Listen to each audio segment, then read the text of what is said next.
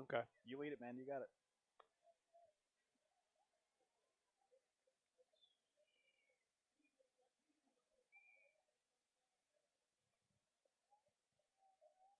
Let's see, Lee-Scott's quarterback has 1,250 yards passing.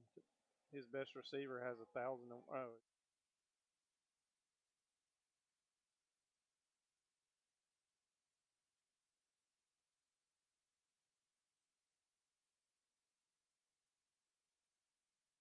Are you looking for a powerful new Chevrolet or GMC truck and a great deal? Check them out side by side at Glenn Smith in Opelika. Take your choice of new Chevrolet and GMC 1500 trucks discounted up to $12,000 off. Chevy and GMC heavy duty trucks discounted up to $7,000 off. People from all over the USA save at Glenn Smith Chevrolet GMC in Opelika, Alabama. Get ready to smile. Georgia Alabama Sports Live wants to say thank you to Zaxby's for their continued partnership with us for over the last couple years since we started this. Your partnership has meant the world for us to give you premier coverage for all the local sporting events around the Chattahoochee Valley area. And specifically, I want to thank Judson Humphreys, my good friend, and the Phoenix City location, being with us from the very beginning, man. Absolutely. Well, we just appreciate what y'all do in the community for these student athletes, and we just want to be a part of it. Whether it's tailgating, parties, or you just want a quick bite to eat, come to the Phoenix City Zaxby's location and tell them Georgia Alabama Sports Live and Thrift sent you. Thank you again to Judson Humphreys and Zaxby's for our continued partnership on Georgia Alabama Sports Live.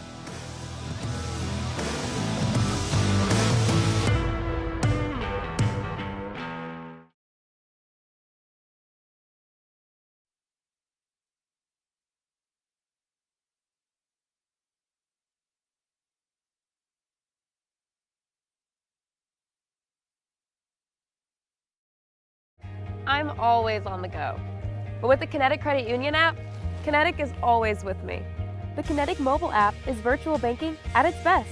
With the Kinetic mobile app, I can easily send and receive money, make a deposit, pay some bills, and I can even open up a new account, all from my phone.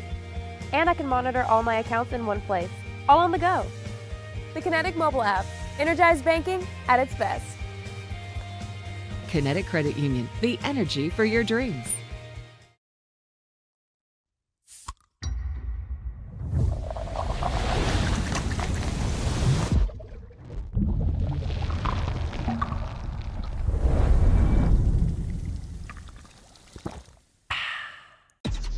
Real recognize real. Real taste, unmistakably Sprite. Real refreshment, crisp lemon lime. Sprite, obey your thirst. Imagine a life-changing injury. Imagine the fear and unknown. The Houston Clinic Sports Medicine Team, the only physicians in the area with advanced certification in orthopedic sports medicine, treats sports injuries with innovative techniques. The Houston Clinic has helped nearly 1 million athletes live without pain. Imagine getting back in the game. Imagine the best game of your life. The Houston Clinic Sports Medicine Team.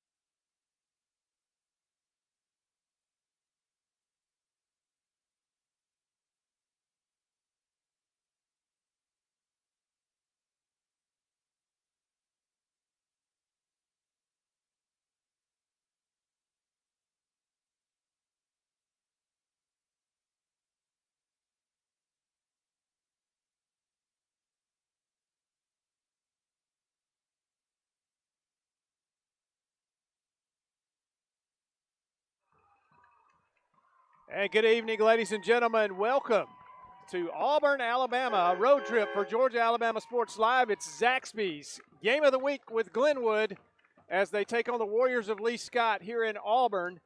a little road trip. Noah Shelton is with me. I'm Mike Peacock here on Georgia Alabama Sports Live. Tyler Dykes is our producer tonight. This game is presented by Glenn Smith Chevy GMC, Coca-Cola, Kinetic Credit Union, and Jack Houston Memorial Hospital and Houston Clinic. And we're proud to be able to bring this one to you tonight. And Noah, this is going to be a good one. This rivalry goes back many, many years, and now it's in public school football, and tonight is a big one. Does not get much better than this. Two undefeated big rivals going for a region championship. Both teams undefeated in a region play. 23-19, the Gators lead the all-time series, but a very even series. 10-9 here at Judd Scott Field. Ought to be a great one here under the lights. It really should, and both teams are gathering at midfield tonight in a unified prayer. I believe Buster Daniels talking to him right now, and getting together before this one kicks off tonight. Just to let you know, Lee-Scott won the toss and elected to receive, so they will be on offense first with a little bit of a high-octane offense. They like the run-pass option game a lot. Overall, here's what we'll do before the kickoff tonight. We'll take a quick break, and we'll be back here for the kickoff in just a moment on Georgia Alabama Sports Live.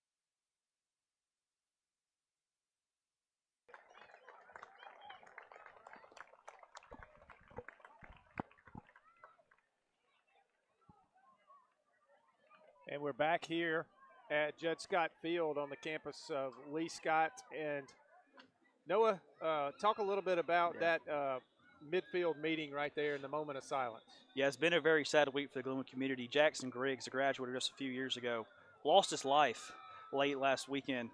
And the funeral service was held today. A bunch of Gators, new and old, coming together for prayer for Jackson. It's been a very tough week for the Griggs family, for the Glenwood family as well. Of course, we have the Griggs family in our thoughts and prayers. A very tough time, an unimaginable tragedy, and both the Gators and the Warriors playing with heavy hearts tonight. Absolutely, and a really nice show of class by Lee-Scott in honoring them and having that meeting before the game at midfield and the moment of silence. And we're just about to get underway. Glenwood will kick. If you're seeing, we're in a valley here at Lee-Scott. For those of you who've never been to their field before, it sits down in a depression, and we are up on the hill on the visitor side of the field. And Glenwood in their white jerseys, orange pants, Lee-Scott in their navy blue jerseys, looking a lot like Ole Miss, and in their normal navy blue with red trim and their white pants tonight. Got Easton Gregory and Preston Hughley back deep to receive. Hughley, the leading receiver on the team, and Easton Gregory has 4 interceptions on defense. 2 very explosive playmakers here on special teams. Is going to be a key to the game. Glenwood struggled with kickoff coverage. Lee-Scott had great field position all night against Dadeville, and here's a squib kick right here. And they're going to get decent field position out of this. As a fumble, the ball's on the ground. Glenwood has jumped on it. That was Brooks Zachary who grabbed that football for Lee-Scott, and he was jarred. I didn't see who made the hit, but Glenwood jumps on it, and they have the football. Why'd I tell you? It would be key. What a play by Glenwood on special teams. Could have asked for a better start, and great field position for the Gators offense coming out here for the first drive. I could not quite catch the number of the guy who made the hit, but it was the first contact, and it was a big hit, knocked the ball loose, and Glenwood was able to jump on it. So the Gators will be on offense, and coming out for the Gators is Jalen Stanley at quarterback. And he's going to give off the right side. That is Nate Malone, and Malone's going to gain maybe 3 yards there. We'll call it probably 2. It's going to be 2nd and 8 here. It was an off left tackle, and he was met pretty quickly. And Glenwood quickly again back to the line of scrimmage. They like to play fast. Yeah, Malone had the game of his life last week 2 weeks ago against Dadeville. Had a defensive touchdown, a pick 6, had a couple rushing touchdowns. Going to be a big key for this Gators offense. Stanley looks down the sideline. Oh, almost a great catch. A great effort right there by Zayden Hart. He got a hand on it, but he was well defended over here. I believe that was number 9 for Lee-Scott, Griffin Gaston, who had the coverage, but he also had some help from Easton Gregory from his safety position. And it'll be 3rd down, but that one's going to go backwards, as I believe Glenwood might have been called for holding there. So it's going to be 2nd down now and about 18. Yeah, and Griffin Gaston there on the coverage also came in last week at the Wildcat quarterback, scored a couple touchdowns on the ground. A lot of very explosive, good players. Lee-Scott playing both ways to see how they stand up with the fatigue. Stanley, look, that's picked off and going the other way for Lee-Scott, and he's in the open. That is Gray Haley, and he's finally going to be dragged down deep in Glenwood territory. As Gray Haley and Noah, I'm going to be honest with you. Jalen Stanley had his eyes on one receiver the entire time and tried to force that football into coverage, and it was picked off. Did the same thing on the first play of the ball game against Dadeville 2 weeks ago. Eyed down Cal Lawrence into flat, and he threw it behind him. Kel Hanks for Dadeville intercepted it, and another early turnover and a mistake by Stanley in the Gator offense, and Lee-Scott turns the tide.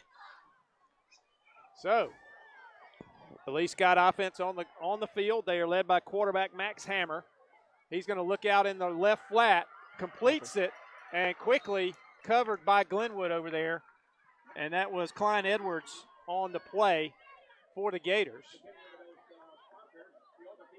And that's going to actually, I believe, lose a yard on 1st down there. We've got an odd angle here at Lee-Scott. We're kind of down toward the end zone, so we're a long way away from the line of scrimmage right now. So pardon us as we try to get the line of scrimmage. We're depending on the scoreboard operator to keep us up on field position. There's a good tackle in open space there by Edwards. Hammer fakes out in the flat again, quickly covered by Glenwood, and that was complete that time to Barrett Cook, the big tight end for the Warriors, and he's quickly brought down, and that looks like maybe gained a yard, maybe no gain at all there. Looking at the sticks, and it's going to be 3rd and long for the Warriors. Gators defense with a great pursuit on these first 2 plays on defense. Big turnovers on the first real possession, the kickoff, a turnover, and the first real possession for Glenwood, another turnover. Hammer throws, that one's in the ground, incomplete, and it's going to be 4th down. Great pursuit, great coverage by the Glenwood defense there, Noah. Yeah, it really was. Great stand by the Gators defensively and a quick change after the interception. Going to be interesting to see what Lee-Scott does here. Yeah, kind of no man's land. Carmichael missed a short one against Dadeville 2 weeks ago. Their place kicker.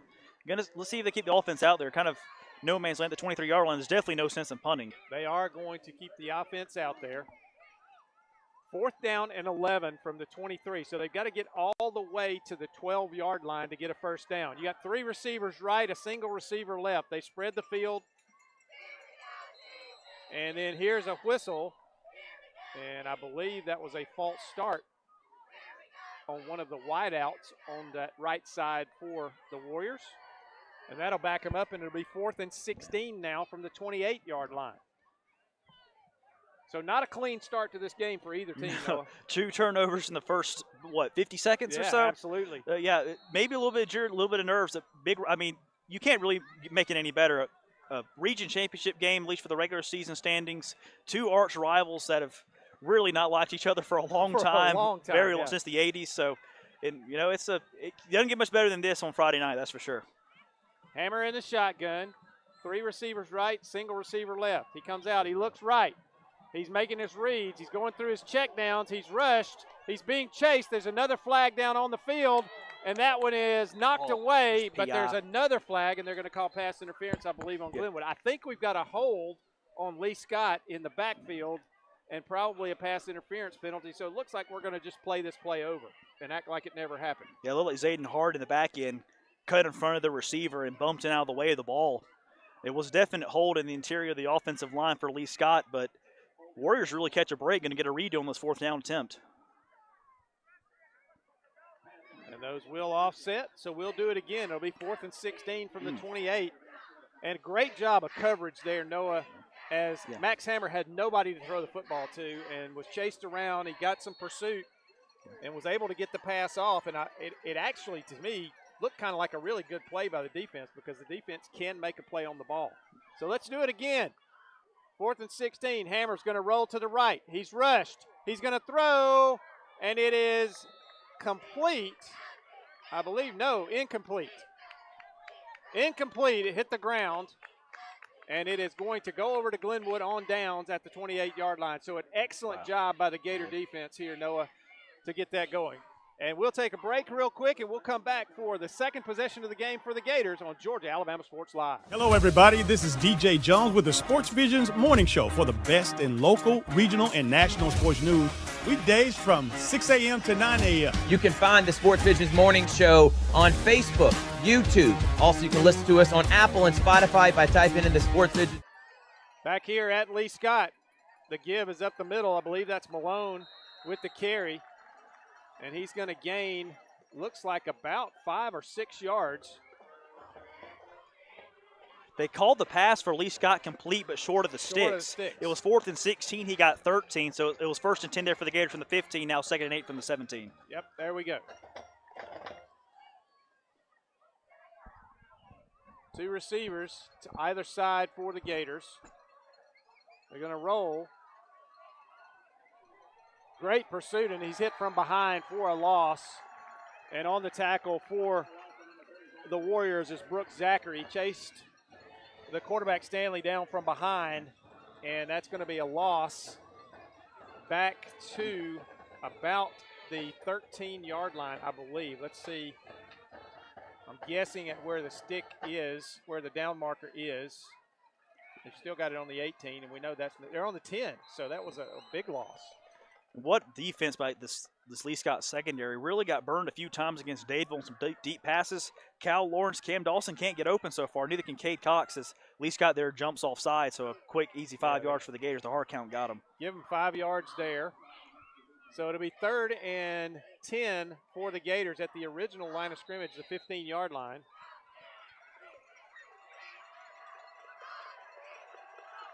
Three receivers to the left, to the right for Glenwood. Stanley's going to roll. He's looking downfield. He gets the pass off. It's complete. It's not going to be enough for the first down. And that was complete to Cal Lawrence. And let's see. It's going to bring up. I don't think it's going to be a first down. It's going to be real close. Up at the 24-yard line. So here comes the punt team, and Spencer LaQuire, the left footer, will come out and boot it away for the Gators. And no, I don't know if you know this, but I coached Spencer at Calvary before he transferred to Glenwood, and he has really developed nicely into a good punter. Very much so. He kind of squibs that one, a low line drive kick, and it's going to get a great roll. And finally, it's going to come to rest at about the 27-yard line. And we'll come back in a moment for another Lee-Scott possession. 7:32 left in the first quarter. It's 0-0 here on Georgia Alabama Sports Live. Hello, everybody. This is DJ Jones with the Sports Vision's morning show for the best in local, regional, and national sports news.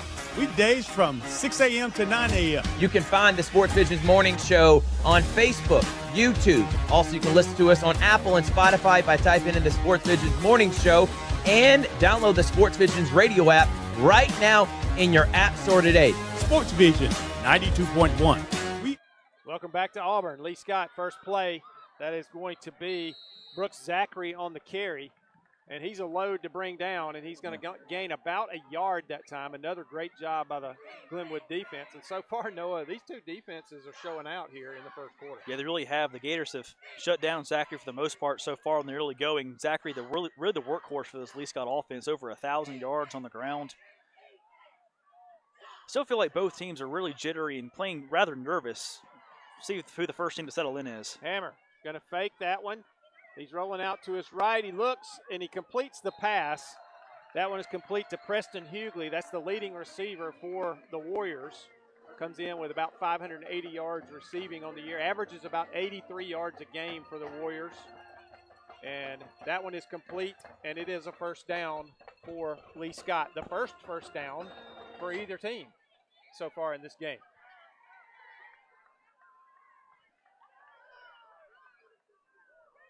Don't forget, ladies and gentlemen, later in the game, we will be naming the Alex Quinney All-State Good Hands Player of the Game, as decided on by our crack staff here. And Zachary with the carry. He gets loose in the secondary. The first really breakthrough run for the Warriors here in this Carroll Purdue State Farm first period. I was telling Noah before the game, I was by Carroll Purdue's office today talking to the ladies in there. And we always appreciate everything Carroll Purdue has done for Georgia Alabama Sports Live. She's been a supporter of ours for quite a while now. So Hammer looking at 1st and 10 from midfield. He's in the shotgun, and here's a flag, and it's going to be a false start on somebody. I believe it may have been either a snap infraction, Noah, or one of the offensive linemen moved. I believe it might have been a snap infraction. Yeah, it looked like the center got a case of the yips right there. Yeah. On that one, couldn't quite get the ball from out of his hands, but really the first drive so far, neither team has had a little bit of rhythm. This is kind of what I think Lee-Scott wants to do on offense, possess the ball. You know, the Gators love to go fast, score quick. Lee-Scott maybe looking to limit the Gators' offensive possessions. So it'll be 1st and 15 from the Lee-Scott 45. Twin receivers either side for Max Hammer and Zachary in the backfield. He takes the snap. He's looking left. He throws out in the flat. Is that one knocked down? Great job over there. I believe that was number 11, Asher Long, who broke on that and knocked it down. Almost got the interception, Noah. Nearly jumped in front of it, had a sliding interception. Would have been a great play. Either way, good play defensively for the Gators there. So 2nd 15 now for the Warriors. That little pre-snap penalty kind of broke the little rhythm they had going there, Noah. Those do that. Yep. Coaches hate them. That's why coaches hate them. Every level of football. So twin receivers to the right, single receiver to the left, and an H-back. And now they're going to run a little option. Glenwood's going to bring him down, and that was a good job on the edge there by Josiah Clark, who forced the quarterback to go in, kind of took pitch away from him, forced him to cut inside, and then I didn't see who tied up the legs of the quarterback. Yeah. Klein Edwards really had a huge hit, laid the lumber on Hammer there, made him pay for that 3-yard gain, brings up now 3rd down and 12 for the Warriors. Big tight end comes in for the Warriors, Barrett Cook. Twins to the right. Cook is going to be in the H-back position on the right side and a single receiver left. Hammer back. Looks like he's looking for a screen. Nobody open. And nobody's open, so he's going to have to run it, and he's hit hard on the sideline over there. And it's going to be a loss. And that was Cooper Favors that made the big hit and forced this 4th down play. And it looks like Lee-Scott will send the punt unit on. And back deep for Glenwood is number 8, Cam Dawson. And punting will be Max Hammer. High snap, takes his time. Almost took a little too much time. That's going to be short of the receiver, and it's going to take a Glenwood bounce and wisely caught by Gray Haley of Lee-Scott and downed right there at the 25-yard line. We'll keep it here as Glenwood will come straight to the line of scrimmage. Man, this game has been anything but clean so far, that's for sure. Man. Absolutely. You know, you talked about it. It was the first drive. Lee-Scott that time had the first drive of the game that looked like it had some rhythm, and then they got a pre-snap penalty, Noah, and it just thwarted the whole thing. Lee-Scott's one of those offenses that prides themselves on staying ahead of the sticks. 5-yard penalties, pre-snap like that, just absolute drive killers. Stanley in the shotgun for the Gators. Takes the snap. He's going to give it. And a tough run. And that is Nate Malone again. And he's going to gain, let's see, that's going to be, looks like a first down. 9 yards. Nope, they give him the first down. Okay, so they're going to call it up at the 36-yard line. Give him 11 on that play. Stanley now looks, quick throw out right, and it is knocked away. It was a little bit high, intended for Cade Cox, and defended over there nicely by Griffin Gaston. And it falls incomplete, so 2nd and 10 now for the Gators. It's really the first time this year, at least in region play, these Gators receivers just aren't getting separation against the secondary so far. 3 receivers to the left, a single receiver to the right. Stanley looks out in the flat. It's complete. And going to be stepping out of bounds over there. That is Malone, who got the reception. Not a first down. They're going to call it 9 yards on that play, and it's going to be 3rd and a yard for the Gators at the 44-yard line. 3.5 minutes left in this first period. And I think coaches on both sidelines want this first period to be over, Noah. Yeah, it's didn't think we'd be in a scoreless tie at this point. Both these offenses have really been humming against the region opponents. But, again, I think both teams so far are playing pretty tight. I mean, it is a big game, huge rivalry game for a region championship, but still waiting for one to settle in. Stanley pitches to Malone. He's dragged down in the backfield and really well defended. It looked like maybe the first guy to get a hand on his jersey was Gray Haley for the Warriors, but he had a lot of help, and that play just had nowhere to go. Yeah, it really didn't. And this Lee-Scott defense has been flying around here in this first quarter, really stepping up their game. And the Gators now with a decision. Looks like they're going to send back out LaGuire. Yep. LaGuire comes back out. They're going to punt it. 4th and 2 here. And it's a little early in the game to take a chance at giving Lee-Scott good field position, and I understand this call absolutely 100%. So LaGuire will punt it away from his 44. Gets a little more height on this one and a good kick. It's going to check up, though. It's going to be down at the 20, maybe the 19-yard line. And we'll take a break really quick, and we'll be back in a moment on Georgia Alabama Sports Live.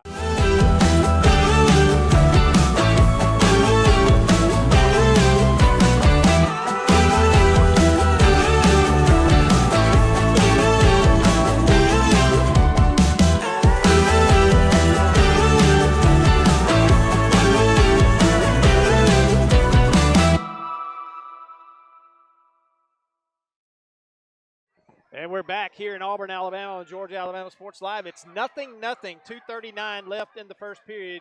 Lee-Scott with the football. Neither team been able to put together too much offense. And here's the jet sweep. And they had him in the backfield, Noah, and then he got away and salvaged a pretty good run out of that play. He's going to gain about 8 yards. Yeah, Tyler Clarity had the initial contact near the line of scrimmage, couldn't quite make the tackle. And a missed tackle is the difference between a tackle for loss and an 8-yard gain for the offense. And good opening play there for Lee-Scott. That was Preston Hughley on the carry for the Warriors. And they actually gave him a first down there. I thought he had 9 yards, but it's actually a first down.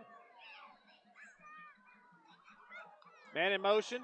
And a bad snap. It's on the ground. And here's a flag. Let's see what happened here. It's going to be against Lee-Scott.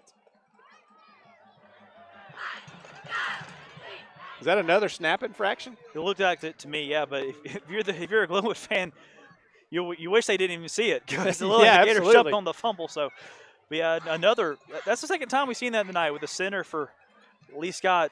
Maybe not trusting the snap count, something. Maybe not can't quite get a great grip on the ball. Tell you what, it is rather humid. There's no rain there or anything, but my papers here on the table are already pretty wet, and I can only imagine how it is down there in the valley on the field.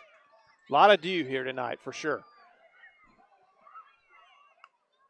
1st and 15, the give to Zachary, and he's going to get a gain. Let's see, finally brought down over on the Lee-Scott sideline.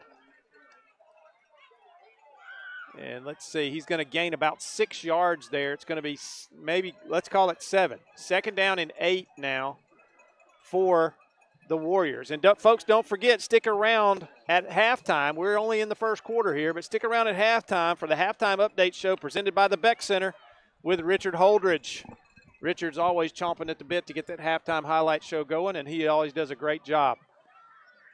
Hammer takes the snap. He's rolling right again, looking downfield. Got great coverage from Glenwood again. Now he's going to deliver it deep. He's got a man, and he does not make the catch. Boy, just at the last second, Watts Johnson broke open in the secondary, and that had to be a busted coverage back there, Noah. Somebody let him go. And almost a huge play for Lee-Scott. Yeah, the Gators defense had great coverage initially. No pressure on Hammer, though. And if eventually a receiver's going to get open, he got lost behind the Gators safeties in the back end. Gators fortunate that Hammer didn't connect there. It would have been a touchdown. It hit him right in the hands. They are very fortunate that wasn't a big play. So at the 34-yard line, it's 3rd down 6. Glenwood needs to bow its neck right here and get another stop on this Lee-Scott offense, and we've got a timeout. So we'll take a timeout with them here on Georgia Alabama Sports Live. We'll be back in a moment to Auburn. It's 0-0.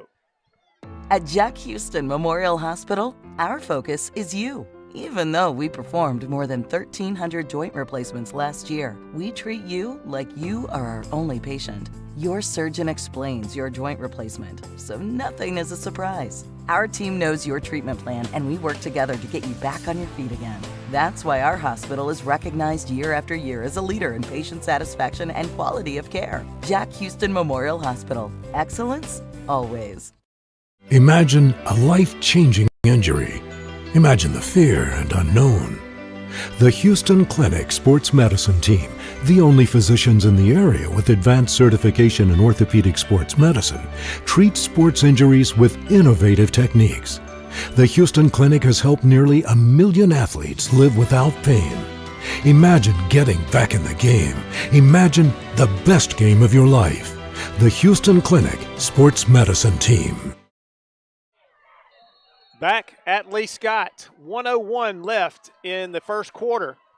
3rd and 6 for the Warriors. Hammer, straight drop back, looks, and that one's going to be knocked away, incomplete. It was intended, I believe, for number 9, Griffin Gaston, but it's going to be knocked away, and it's going to be 4th and 6 for the Warriors, and it looks like they're going to punt it away. There's another good defensive stand by the Gators, but what could have been for the Lee-Scott offense on what could have been a huge touchdown pass. Yeah, I saw Hammer go to the sideline, and I was like, wait a minute, I think he's the punter. He is. And he finally comes jogging back out there to get in punt formation. I'm telling you, both these teams, they're still pretty tight. Nobody back deep for Glenwood that time. And that's going to be running into or roughing the kicker. I don't know which one. Shirley has to be running into. Hammer faked like he was going to throw the ball and then pulled it down and kicked.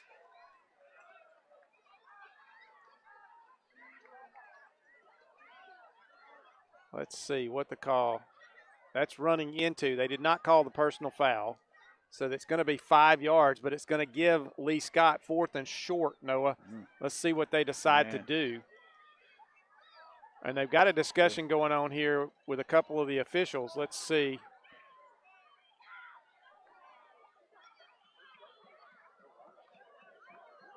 Now they call a personal foul.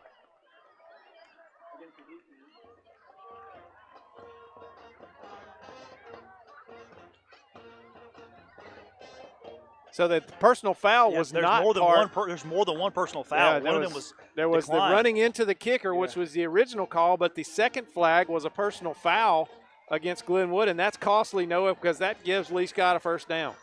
It's been an Achilles heel for the Gators all season. Was last season as well. Saw a couple against Dadeville 2 weeks ago. But whether the personal foul was on the roughing or running into the kicker or something else, a brutal penalty against the Gators, and Lee-Scott's got a second chance. So at the 49-yard line now, the positive territory for the Warriors. And the referee forgot his hanky. Got to go back and retrieve it. 45 seconds left in quarter number one. The Carroll Purdue State Farm first quarter here at Lee-Scott tonight. On the road with Georgia Alabama Sports Live.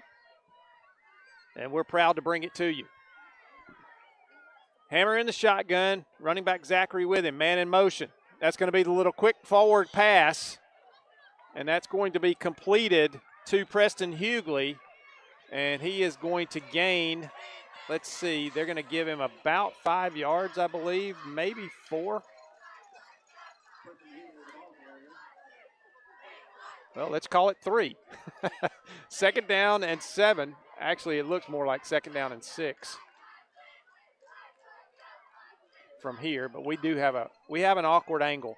Looks like Lee-Scott's just going to take it to the end of the quarter. Let's just call it 2nd and 5 then, Noah.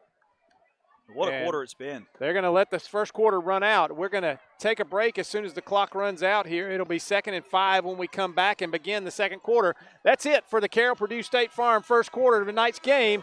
We'll be back in a moment on Georgia Alabama Sports Live. With 2 locations in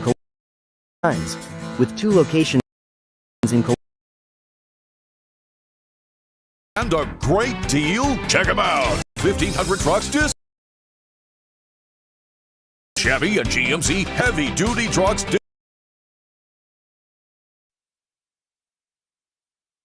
Got. And here's a whistle against Glenwood. Let's see here. Flag was thrown right over here next to the Glenwood sideline. It is offside against the Gators, and that's a freebie for Lee-Scott, and that'll give them a first down, Noah. Yeah, and another penalty by the Gators. Just can't shake the penalty bug so far in the early going. So it'll be 1st and 10 from the 41-yard line of the Gators for Lee-Scott. Hammer in the shotgun. He's got twin receivers to his left.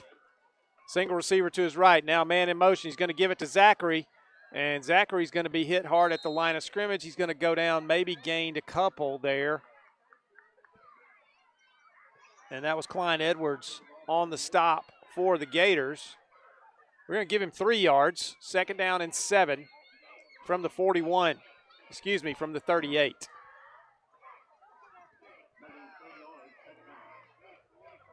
Gators defense has been limiting what this Lee-Scott offense can do. Just a few too many self-inflicted wounds. They've given the Warriors a couple chances now on offense. So twins each way for Max Hammer. One back in the backfield now, a man in motion. He's back to pass. He's looking, can't find anyone again, and he's going to go down this time.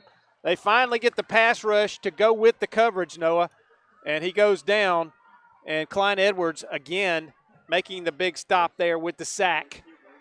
Klein Edwards started it. Josiah Clark finished it.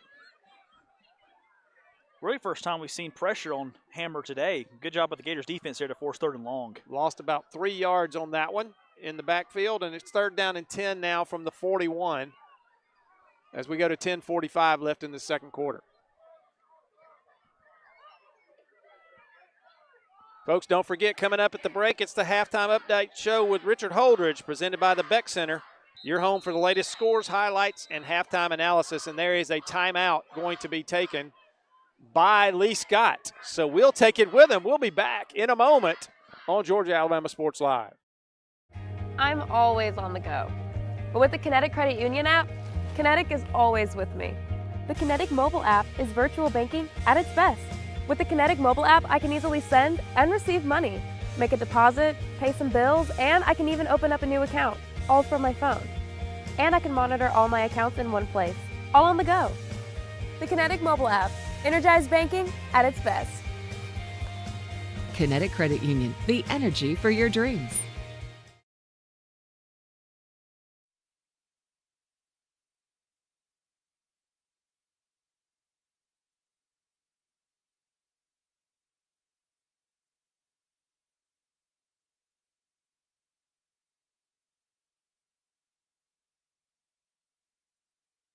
And we're back here at Lee-Scott.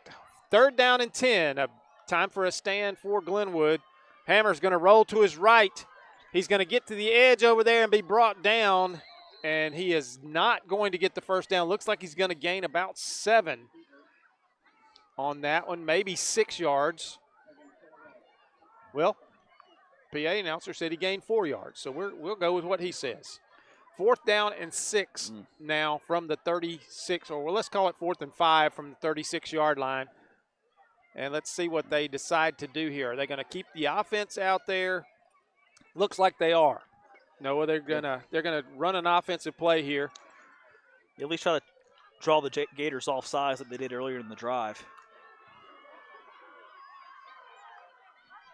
The snap. Hammer looks, throws, complete.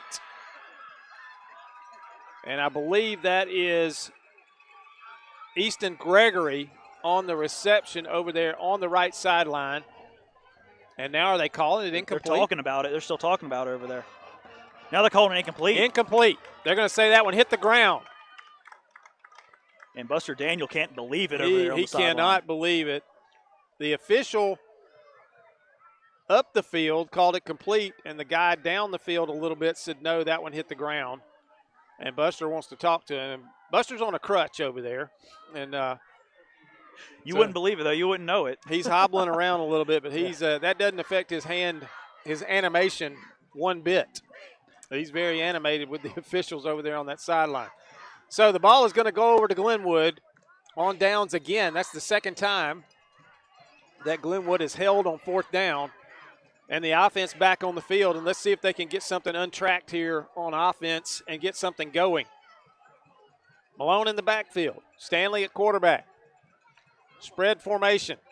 Malone with the carry, and he is brought down hard, and that is a heck of a job by Brooks Zachary coming from his linebacker spot. He shot through there like a cannon, Noah, and had him in the backfield quickly. Gators trying to get the run game going and try to settle the offense into a rhythm, but Lee-Scott defense stepping up and not letting them do it. Man, what a game we've got so far here at Lee-Scott. Stanley in the shotgun. 3 receivers right. He's going to give to Malone again. No, the ball's on the ground.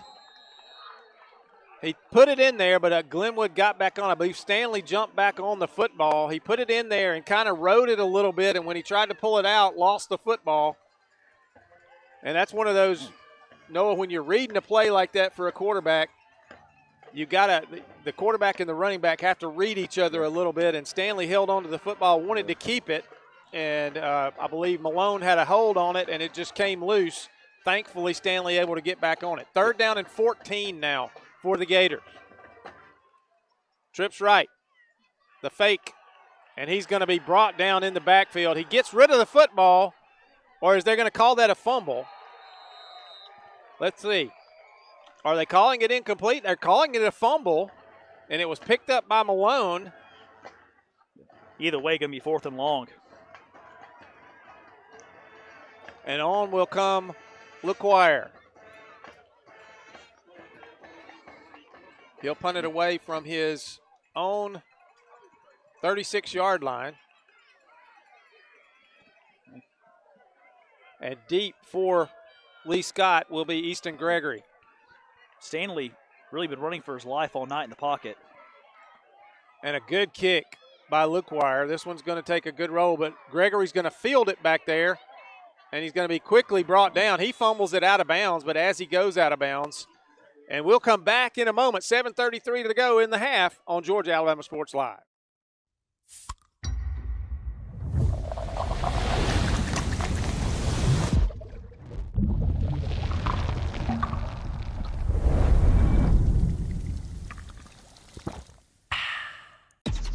Real recognize real. Real taste, unmistakably Sprite. Real refreshment, crisp lemon lime. Sprite, obey your thirst. Back here at Lee-Scott, 7:33 to go in the first half. It is 0-0, and who'd have thunk it in this game with these offenses? Not me. Hammer, he gives to Zachary. And he's going on over the right side. That's going to be a gain of about 5 yards, I believe. It was on the 25, and he's going to gain 4. We're going to call it a gain of 4 up to the 29. 2nd and 6 for the Warriors. And Noah, I'm thankful for a scoreboard operator that keeps the yard line accurate for us, because at this angle we have trouble seeing the stripes. They're doing 2nd and 6 from the 29. Looks over the middle. That ball is complete, and that is complete to Preston Hughley, Max Hammer's favorite target for the Warriors, and it is first down up to around, I'm going to say, the 37-yard line, 36, 36, 43-yard line. Okay. And that's Hammer's most comfortable throw, rolling to his right, stopping his run, setting his feet, and firing it right over the middle. Been really accurate with those passes all year, and accurate on that one. Hammer takes the snap. He's looking downfield. He looks for Hughley again. This was knocked in the air, and it is incomplete. Almost picked off. The diving attempt there from Asher Long comes up just short, as that one was poked up in the air. And Long dove for it, tried to get it, could not come down with it, and it's going to be 2nd and 10 from the 43. There's a lot of white jerseys near that football. There were. At least got fortunate that one wasn't intercepted. And I gotta say, I said this before the game when we were just talking a little bit. A great sports name, Max Hammer. That is a great sports name. Oh yeah. And so here comes Lee-Scott, and there is another. That's a delay of game as the play clock runs out. And Lee-Scott already down to just one timeout left in this half. Glenwood has all 3 of theirs left.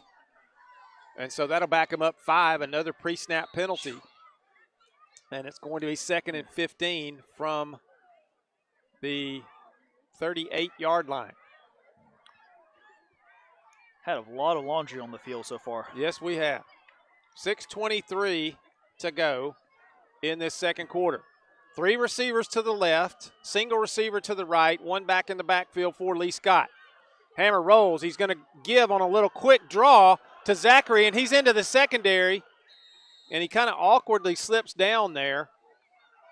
And responsible for the tackle for Glenwood is Tyler Clarity. And it is going to be 3rd down and 1 or 2. Let's see. They hadn't put the down marker down yet. We're going to call it. The scoreboard's going to call it 3rd and 3. So we'll call it 3rd and 3 as well, because our guys have been pretty accurate tonight, and they are at the midfield stripe. 5:48 and counting in this second quarter. Man in motion. Zachary has it again. He's hit hard at the line of scrimmage. He's going to be close. Depends on the spot. Let's see. They made him go parallel. Looks like Lee-Scott's going to go quick, try to get a quick snap and 4th down. Looks like no gain on the play, and they are lined up already trying to get this play off. And now they're going to hesitate. They're going to make an audible call from the sideline. 4th and 1, they're going to call it. 4th and 1, so he did gain a couple there. And knocked away, and another over on downs for this Glenwood defense. Man, what a play out there on the perimeter by Jason McMillian on the back end. They read that play quickly, Noah, and he jumped that route and got the knockdown, got the break up there, and it's over on downs again to the Gators. Interesting play call there on 4th and really short. You have the big Brooke Zachary in the backfield. Wonder what Lee-Scott saw there offensively, but McMillian wasn't full there for the Gators on defense, and what a great play to force Lee-Scott to turn the ball over on downs again. No doubt. So 1st and 10 for the Gators. Good field position at the 48-yard line. And again, they're going to try to get something going offensively here tonight. See if they can keep from stubbing their toe this time, Noah. Twin receivers either way. Stanley takes the snap. Gives to Malone. He gets through the line of scrimmage this time.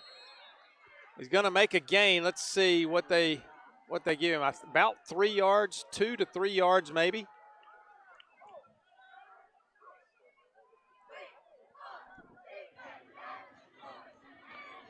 They're calling it 2nd and 6 for the Gators. And that's what the Gators are looking for offensively, consistently on the ground, getting 4 or 5 there with Malone to really try to open up the passing game, which has really been non-existent so far tonight for the Gators offense. And Jalen Stanley been pressured a lot, hasn't completed a bunch through that pick on the first drive. It's been a struggle. Stanley takes the snap, gives it to Malone again, this time going right. And he's going to be strung out. He gets away, and he's going to be crowded by a host of Lee-Scott Warriors. And let's see, did he gain anything there, or did he go negative yardage? The down marker has not moved just yet. I believe it's going to be maybe a loss of 1 there. And we'll call it 3rd and 7. Yeah, loss of a yard there. 3rd and 7 at the 49-yard line. 3:50 to go in this first half. We are scoreless here in Auburn, Alabama. Stanley, the snap. Looking, throws out in the flat, and it's incomplete. It was intended for Zayden Hart there and broken up as he was being tackled at the waist when the ball arrived. And jarred him loose from the football, and here comes Luke Wire again for another punt. Both teams with a few drives getting to midfield and just across it, but once they reach that 40-yard line or so in the opponent's territory, offense is just shut down. Well, you know, most football games, and this one's no different, Noah, are won at the line of scrimmage. And I tell you, the defensive lines on both teams doing a heck of a job. Luke Wire, wobbly kick. It's going to get on the sideline over there. Got a good bounce. Let's see. It's going to go out, though. Probably, I want to say that's down around the 27, 28-yard line. Let's see what they put on the board here. 17-yard line, okay. So at the 17-yard line, and if he had kept that one in the field to play a little bit more, he might have gotten that one down inside the 10, Noah. Yeah, and both these punters have had busy nights. They've been very effective so far. Neither team has really had great starting field position, at least off of a punt. Right. So good play on special teams by both teams so far, at least in the punting unit. So Max Hammer leads his offense back out. He's got twin receivers to his right, a single receiver to the left, and Zachary in the backfield. Zachary's going to get the carry. That's not Zachary. That is another running back. Let's see what number. That is Griffin Gaston that got the carry there.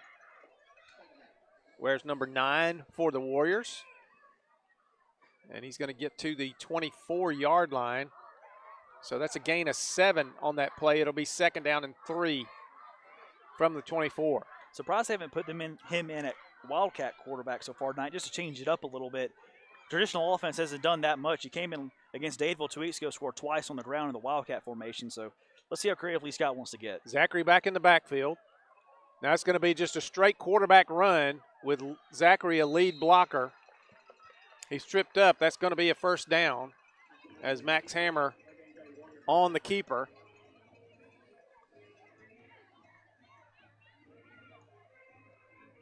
Ticking down to 2.5 minutes left in this first half. And it has been a defensive game so far.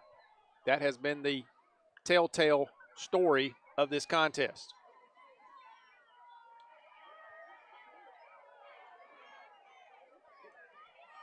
First and 10. Hammer looking, throws to the right, and it's going to be complete. That is Easton Gregory with the reception. Another low throw, but Gregory was able to get down and make that reception above the grass, Noah. And another 1st down for Lee-Scott. You've seen a few of those low throws by Hammer. Lee-Scott doing a good job getting their hands on the ball to make the catch. Lee-Scott going quick. Quick snap and going down quickly. Was that the little forward toss again? I believe it was. And that was Easton Gregory again. And that one failed to gain, maybe lost a half a yard. So the play is off this time. And that is Zachary on the carry, and he's going to get a minimal gain as well. He's going to bring it, and it's going to be 3rd down and 9, I believe, from the 44-yard line. So another opportunity here for Glenwood to make a stand on 3rd and long. Gators' defensive line has played lights out so far in this first half. Hammer. He's adjusting his formation, and they're going to have 3 receivers now to his left. He's looking, looks back to the right, and it's incomplete. And did they get a hand on that, Noah? Was that like Asher Long? Tipped it. Yeah, I think he may have got fingertips on that one and forces another 4th down. Let's see what Lee-Scott is going to do here. They have not been successful yet on 4th down. It's another drive that gets to midfield and stalls. And it looks like it's going to be a punt. But do remember that Max Hammer is the punter. So I'm sure they have some fake packages in there for him to either run with or throw the football. Deep for Glenwood is Cam Dawson. He punts this one away. A high kick, not very long. And it's going to bounce along the 20-yard line, roll just inside the 20, and be down at the 19 with 50.6 seconds left in this first half here at Lee-Scott. And if the Gators are going to score here, Noah, they're going to have to do it quickly. They do have all 3 timeouts. That is one luxury they do have. But they've not been able to put they've not really been able to gash this Warrior defense yet. Yeah, and given the way things are going, how shaky the offense have looked, I would just take it to half, go into the halftime, kind of get back to the drawing board, get back to your fundamentals, get back to your roots, and just go from there. You get the ball coming out of the second half. Lee-Scott won the toss and receive. So I know knowing Ryan Nelson, he's going to be aggressive, but let's see how aggressive he is. 3 receivers to the right, to the short side of the field, 1 receiver to the left. And Malone has it, cuts back. He's going to get a nice gain, going to get up across the 25 to the 26-yard line and timeout Glenwood quickly there. They'll take their first one of the half. And that's going to be about a 6-yard gain, I believe. They're going to call it 7 yards. It's going to be 2nd and 3 now for the Gators as they call their first timeout. So a nice gain on first down that time, Noah. Yeah, one of the better runs of the night so far, but you know, if you're going to try to actually score before the half, you're going to have to put the ball in the air at some point, and that's been a risk. Stanley, of course, with the pick on the first drive of the game, kind of been really shaky in protection. The Gators' offensive line has been. So I know Nelson's going to be aggressive. For a field goal kick, you know, with Sauerwein, it's got to be at least inside the 30 and Lee-Scott territory of the 25. So it's at least 50 yards. Still got to get maybe a little bit too long of a bridge to climb across. But Nelson calling the timeout there tells me he's going to try to score and be aggressive. Yep, that's a telltale sign when you go ahead and use one after first down. You're not being content just to go to the locker room. So they probably got some plays put in for these situations. It's going to take the offensive line winning the line of scrimmage here for them to be able to have the time to get it downfield, Noah. And an advantage I thought the Gators had going into the game was height at the receiver position against these secondary players. Cal Lawrence has 1 catch. Cade Cox has not been targeted. What a play, what a game so far by this Lee-Scott secondary to really keep the Gators receivers in check. 3 receivers to the short side. Stanley gets away. He's got a lot of green over there, and he's going to run out of bounds. That's a smart play to get on out of bounds. He could have kept going north and south, Noah, but he would have been tackled inbounds, and it would have run extra time off the clock. So he goes ahead and runs it out of bounds over there, but he is going to get the first down for the Gators. While that play did gain 6 yards, did take a lot of time off the clock, already down to 34 seconds, 18 seconds coming off in the last 2 plays. Up to the 32-yard line. Stanley with the snap. Fakes it to Malone. Over the middle. And that's going to – did they get a hand on that? It was just a low, bad throw as it was behind Cal Lawrence, who was cutting on a post pattern. He got clipped making his cut toward the middle of the field, and the throw just too tall for Lawrence. So, again, Stanley hasn't been his best game so far or his best half, that's for sure. So now with the ball on the far hash, 3 receivers to the wide side of the field for the Gators, a single receiver up top. Stanley's going to pitch to Malone. Malone gets the edge and is going to be brought down inbounds. And now a timeout for Glenwood quickly as he was brought down inbounds. It was going to keep the clock running. And with 21 seconds left, Ryan Nelson calls timeout number 2 for the Gators.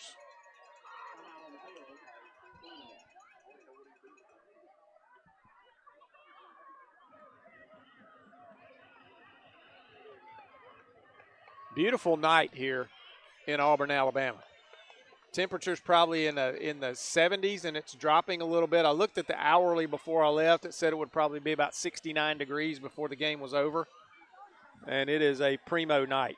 A lot of humidity, though. You can see the grass now, Noah. I'm looking out there, and I can see footprints in the grass. Yep.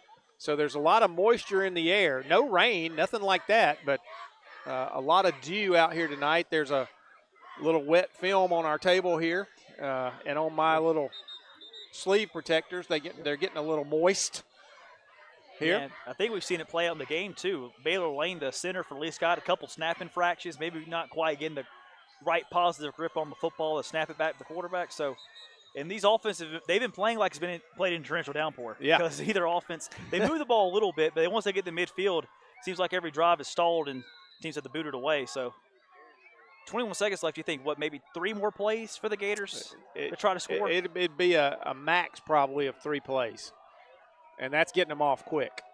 Stanley with the snap. He drops, looks, and he's going to take off, and here's a flag. That's going to be a hold. As Stanley took off, holding against the Gators. Down to 12 seconds left in the half, and this one, Noah, I would think they're going to snap the football and just either run a running play or just hit a knee here and go on into halftime. Yeah, I imagine so. Stanley gained about, 7 yards on that run, but no timeout from Nelson. And it looks like the Gators are just going to take it to half. So let's see. Will the clock start on the snap or will it start on the spot? Once they get the marker spotted, let's see. Yeah, under the 2 minute, Lee-Scott should have the option. And if the Gators can't waste the last 12 seconds off the clock, if the clock doesn't run until the snap, Lee-Scott can call timeout and make the Gators punt. And they're going to run the clock here, and they're just going to let it go down, and we are going to go to halftime. But, folks, don't forget, when we come back from this break here at halftime, you will be with Richard Holdridge for the Halftime Highlight Show brought to you by the Beck Center here on Georgia Alabama Sports Live. You know, halftime means highlights, and Richard will have them all for you. We'll be back for the second half of play here at Lee-Scott on Georgia Alabama Sports Live.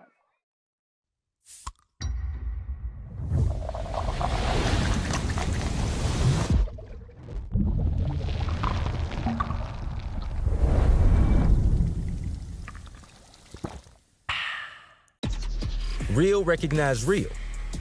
Real taste, unmistakably Sprite. Real refreshment, crisp lemon lime.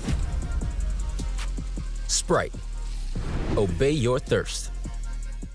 Are you looking for a powerful new Chevrolet or GMC truck and a great deal? Check them out side by side at Glenn Smith in Opelika. Take your choice of new Chevrolet and GMC 1500 trucks discounted up to $12,000 off. Chevy and GMC heavy-duty trucks discounted up to $7,000 off. People from all over the USA save at Glenn Smith Chevrolet GMC in Opelika, Alabama. Get ready to smile. What's up, everyone? Thrift Behringer here with Masterwall CEO Steve Smithwick. They're one of our first sponsors. We didn't even know what sponsors were 4 years ago when I was doing this off my phone. Thank you so much, Steve, for your support of Georgia Alabama Sports Live. Oh, it's something that was needed for so long in the Valley, and me with my history of being a coach and all.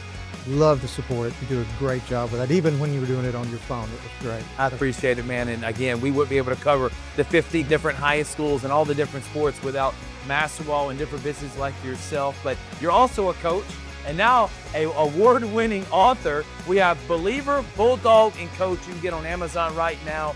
You were the winningest basketball coach in Calvary history. What was the mindset behind writing this book? Well, it's, I kind of treated it as a ministry, and I treat our business as a ministry.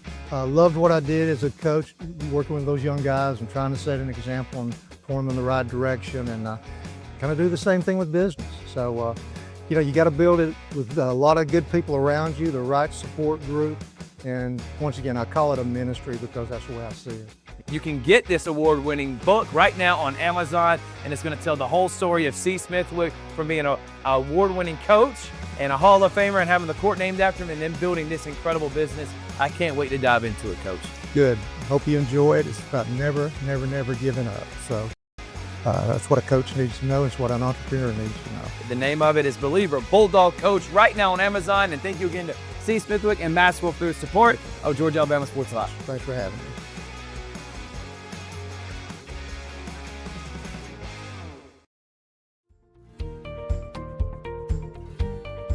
Whether you're building your business or finding your dream home, G2 Real Estate is with you every step of the way.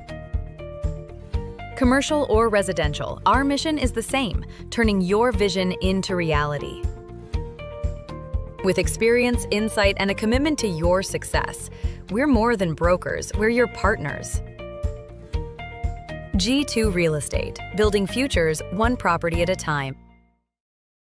What's up, everyone? Thrift Behringer here, and I am with Terry Johnson and Terry Johnson Agency, one of the first sponsors I ever had when I started this endeavor over 4 years ago when I was doing it off my phone. I want to say thank you so much for believing in our vision of being able to serve the community, shine a light on all these athletes, all these programs. And Terry Johnson Agency, they've been serving the community for over 40 years. Home, auto, life, church. Terry Johnson's been helping my family and me specifically. He's my insurance agent. I want to say thank you so much for your support. Thank you, Thrift, and I appreciate the opportunity that you gave me 4 years ago to come on board and to be an initial sponsor with you. And it's just been a good association with you and a pleasure to work with you, and look forward to a long association even further down the road. No doubt about it. Again, serving the community for many years. You need a quote today, give them a call. Jeremy Crosby, his daughter Brooke, and of course, Mr. Terry. They're going to make you feel at home. They're going to take care of you. He's my insurance agent. It's Terry Johnson Agency, big supporter of Georgia Alabama Sports Live.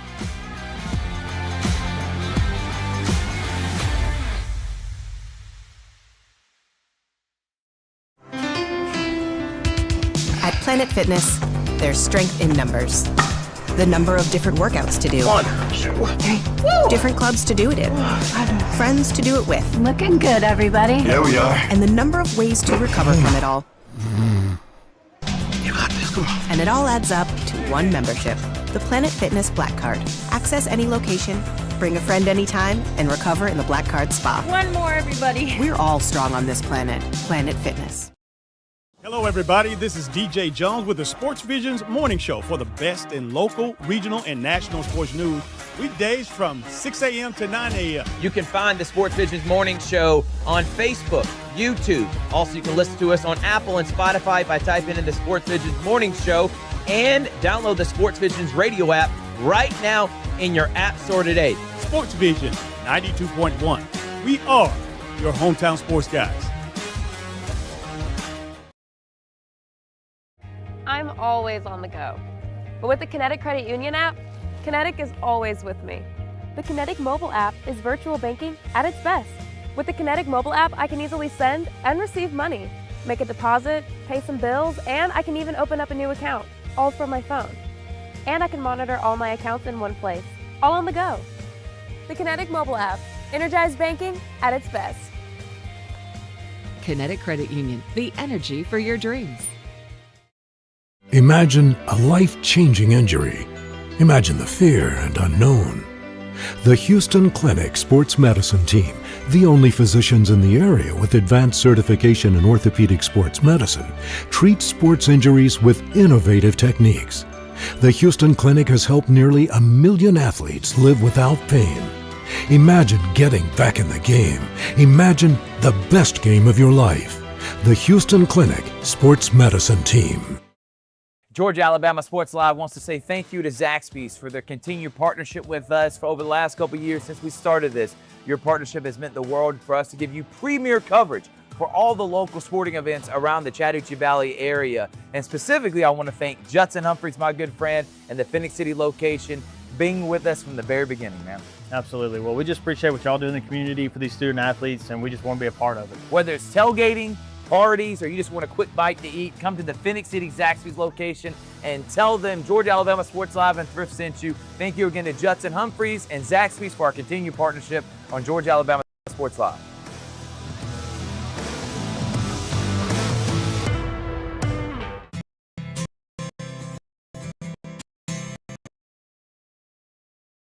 Houlihan's delivers great. Houlihan's delivers great.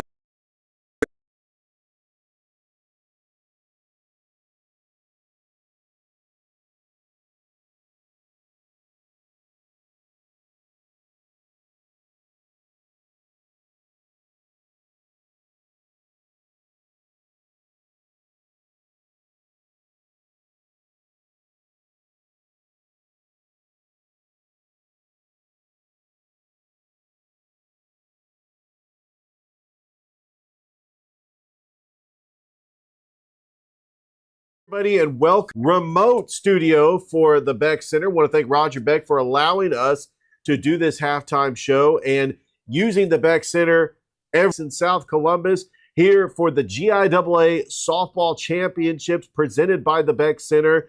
And I cannot believe we're already at week 10 of high school football.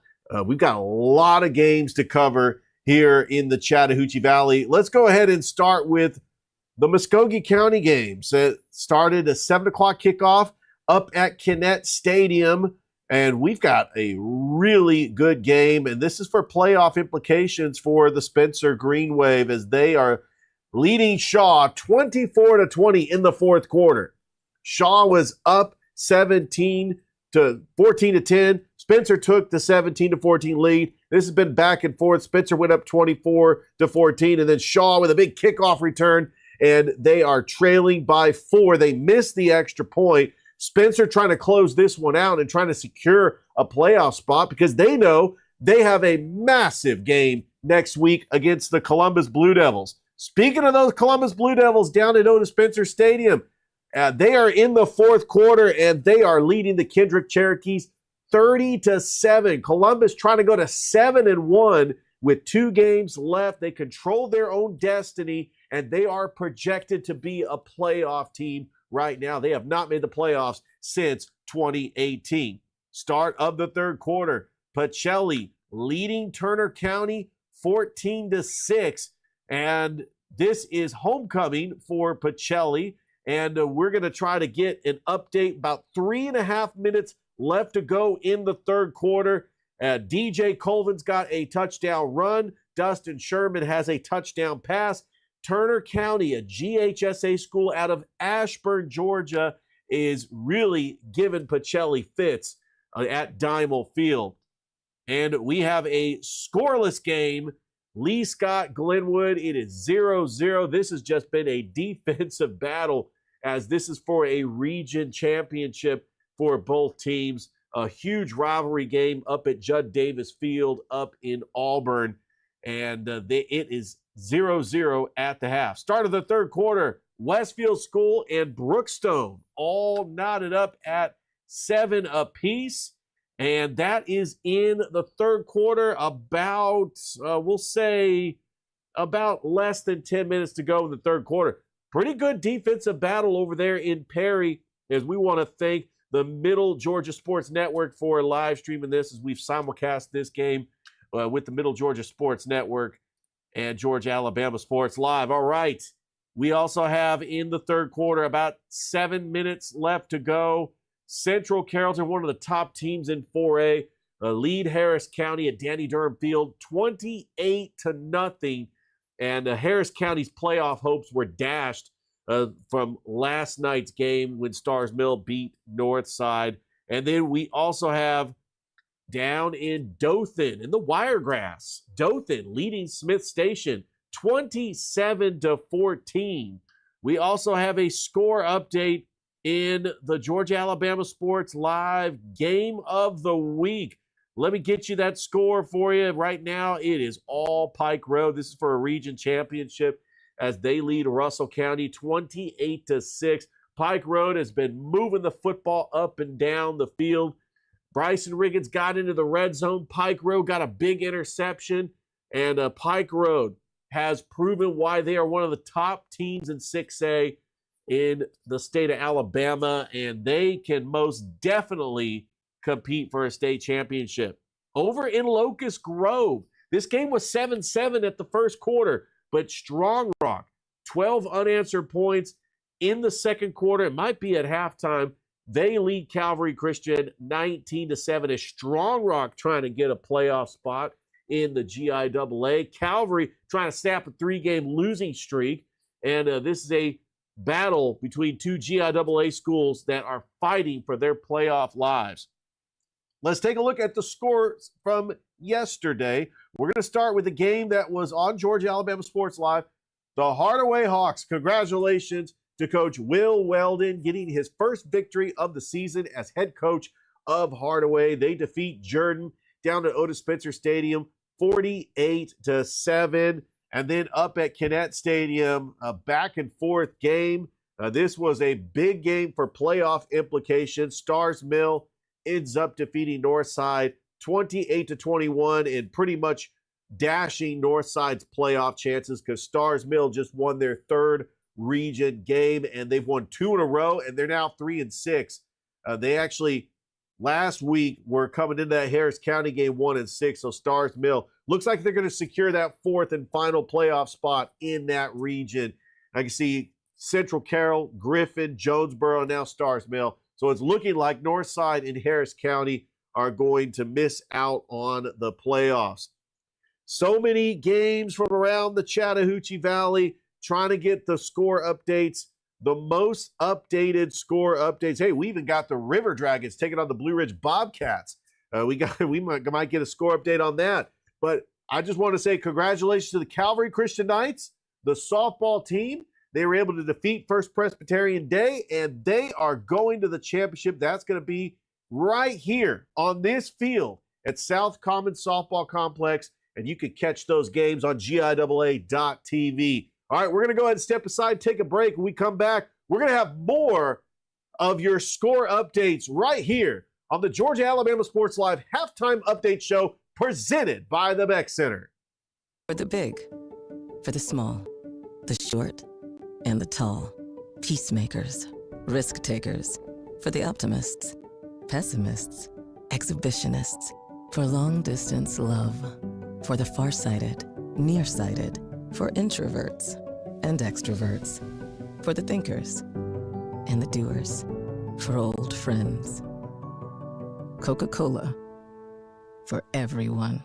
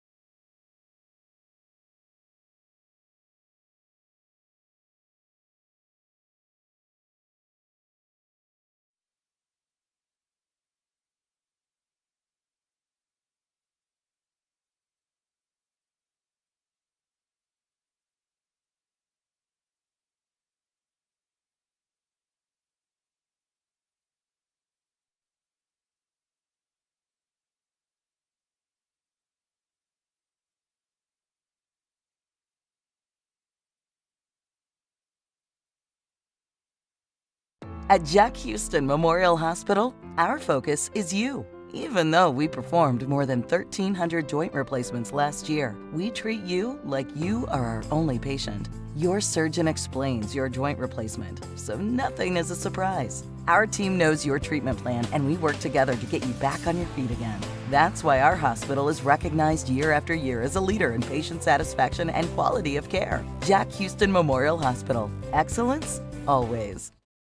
Are you looking for a powerful new Chevrolet or GMC truck and a great deal? Check them out side by side at Glenn Smith in Opelika. Take your choice of new Chevrolet and GMC 1500 trucks discounted up to $12,000 off. Chevy and GMC heavy-duty trucks discounted up to $7,000 off. People from all over the USA save at Glenn Smith Chevrolet GMC in Opelika, Alabama. Get ready to smile.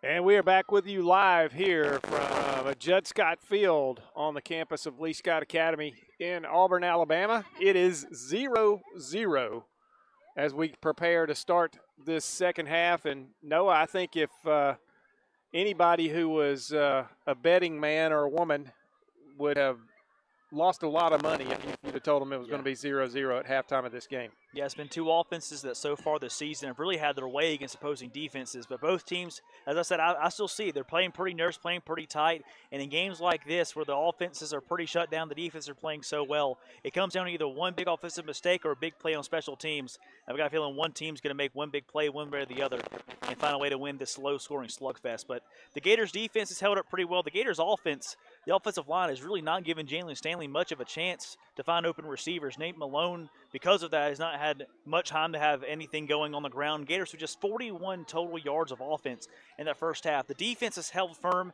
Max Hammer and the Warriors on offense have gotten their yards, but the Gators have kind of bended and didn't break. They're really standing tall near midfield, forcing a few punts from Max Hammer. Both punters have been pretty busy tonight. They have. So, and of course, the Gators forced a fumble in the opening kickoff. Then Stanley threw an interception, and since then, it's really just been a punting duel back and forth between both teams. Yeah, and it's, pre-snap penalties have happened, and those have really slowed down drives, and just different things. Glenwood had a personal foul penalty on a third down play that gave Lee-Scott a first down, but Glenwood has held every time Lee-Scott has tried to go for it on fourth down. I think 3 different times in the first half, they stopped them on fourth down and got it on downs. And it's just, it's been a struggle for the offenses both sides. Now, we got a number from the press box that I believe Lee-Scott had 140 yards right thereabouts of offense, and Glenwood only had 122 yards, I think, and Glenwood had 41 yards of total offense in the first half. And that's pretty realistic of what's been going on here. And the difference there is Lee-Scott's 0-for on fourth down. Right. They haven't been able to keep drives alive, going for it near midfield and just into Glenwood territory. So credit to the Gators defense and defensive coordinator Josh McConnell for coming up big on big third and fourth down conversion plays. But again, this Gators offense, they haven't really they stretched the field one time on the first drive on a pass right here in front of you to Zayden Hart to the corner. It was good coverage in the back end. Like to see the Gators stretch it out a little bit, try to get those safeties and those linebackers playing a little bit back, then give it to Malone to get the run game going. But either way, these last 24 minutes, it's going to be a tough one. It's going to be a real struggle out there for both these offenses. Both these defensive lines have just really been dominant in the first half. They really have, and it's you love to see it when a game is won in the trenches, but. And it really has tonight because it's really been the defensive lines that have controlled the line of scrimmage for either team. Hammer has had some time to throw, but for the most part, they haven't been able to run the football that effectively. And neither team really has had a ton of success throwing the football. Yet Glenwood's secondary has really played sticky tonight. Really, they haven't really needed to rush 4 or 5 because the secondary's played so well. And then for Lee-Scott, their secondary's really played up and scaled up, playing better than I thought they would. These Gators receivers have a height advantage with the Lee-Scott secondary, coupled with the defensive line getting pressure. Gators' passing game hasn't really gotten going in any shape or form so far tonight. So Glenwood will receive this second half kickoff. And kicking off for the Warriors, is that Hammer kicking off? It is. It is. How about that? So he's going to kick a low line drive. That's going to go out of bounds, so that'll give Glenwood good field position to start here in this second half.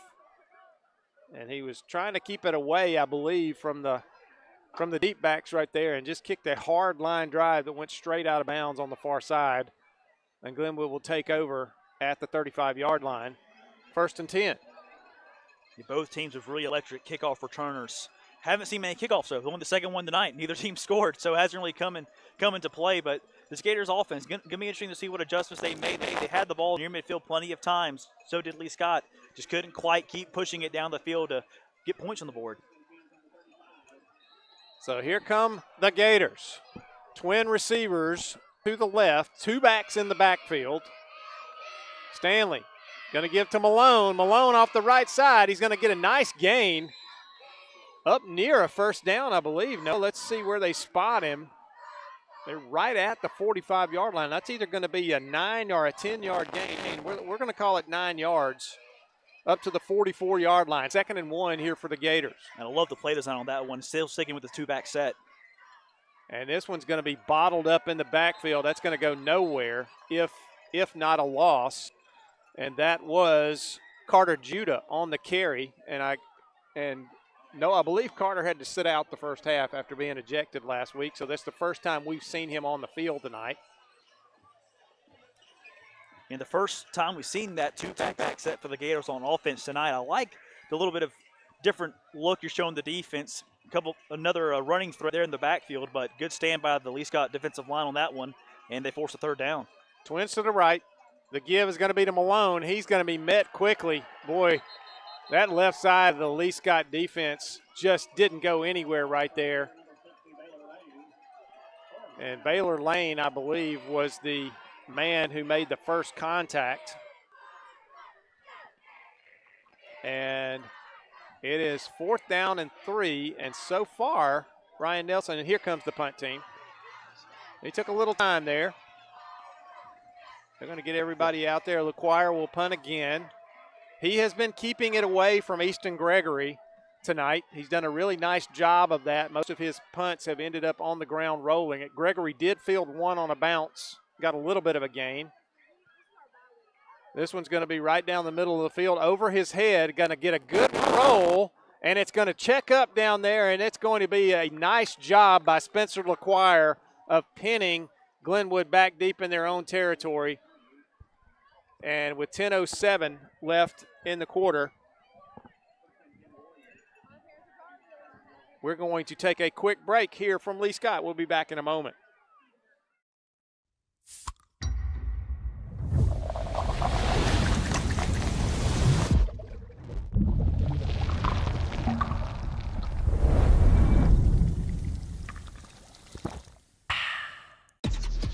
And we're back here at Lee-Scott. The Warriors with their first offensive possession. They're pinned back to their 7-yard line, 1st and 10.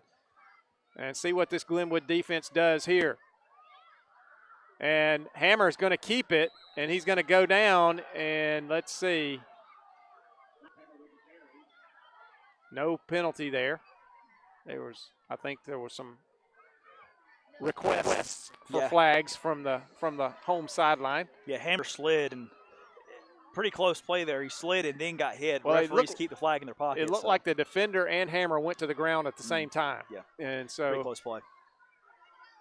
No flag, but a gain of 5 up to the 12-yard line. Hammer takes the snap, gives off the left side, and that is going to be Braxton Cox, who's on the carry there for the Warriors, and he's going to grab the first down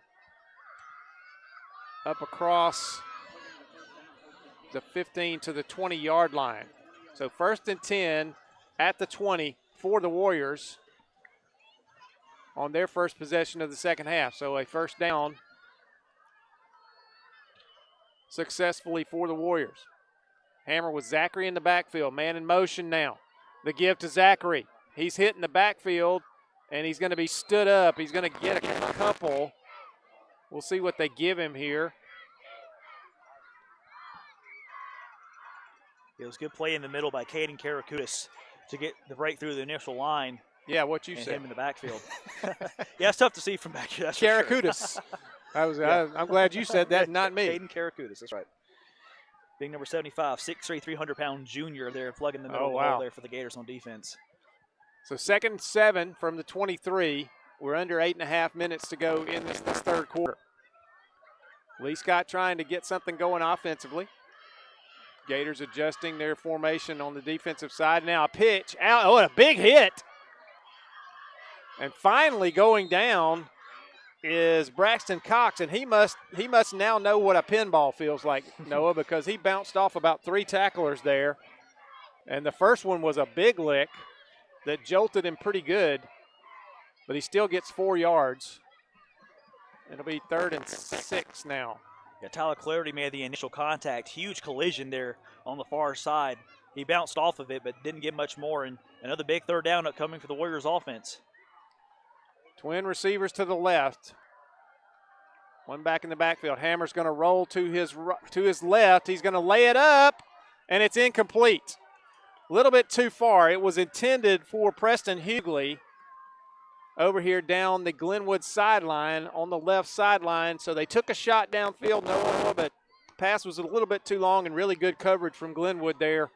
And it's going to be 4th down, and the Warriors will be forced to punt. And good coverage in the back end by Asher Long, using the sideline as a second defender. Good technique there to pin him against the sideline. Ball a little overthrown by Hammer. And it should be good field position here for the Gators. That's why you punted it near midfield. Hammer is the punter. He gets it away, a high kick. It's going to come down and bounce toward the Glenwood sideline, and it's going to come to rest right at the 40-yard line. We're going to take a quick break here from Lee-Scott. We'll be back in a moment on Georgia Alabama Sports Live. I'm always on the go. But with the Kinetic Credit Union app, Kinetic is always with me. The Kinetic mobile app is virtual banking at its best. With the Kinetic mobile app, I can easily send and receive money, make a deposit, pay some bills, and I can even open up a new account, all from my phone. And I can monitor all my accounts in one place, all on the go. The Kinetic mobile app, energized banking at its best. Kinetic Credit Union, the energy for your dreams. And we are back in Auburn, Alabama at Lee-Scott Academy. Judd Scott Field, Glenwood with their second possession of the second half. Stanley, he's going to keep it. He's got a hole and a good gain on 1st down. He's going to get up near midfield. Almost a 1st down. I think he's just a bit short, maybe 8-yard gain there on 1st down. Nice hole opened up for him on that left side, Noah. Yeah, good read there by Stanley to keep it as well, run it the middle. Malone now with it. Down the right side. He's in the loose. He's down the sideline. Will anybody catch him? No, they will not. Touchdown, Malone. Finally, the big play, Noah. And there's the running game we've been talking about that the Gators wanted to set up. Keep it with Stanley up the middle, draw the defense to the middle, draw their eyes to Stanley, give it to Malone along the edge, and no one's going to catch the big number 14 down the sideline. What a play by the Gators. Absolute great call from Ryan Nelson and his staff there. If they follow up the kind of little misdirection quarterback run, and they bring it back to the right side, and the offensive line just walled it off. He got a great edge block, and once he was on the sideline, nobody was going to catch him. Down the stretch of this season, Nate Malone has really become a key player for the Gators on offense. Sauerwein will be in for the extra point. The snap, the kick, it's up, and it's good. With 6:46 left in this third period, finally we have somebody on the board. It's Glenwood 7, Lee-Scott nothing. We'll be back in a moment.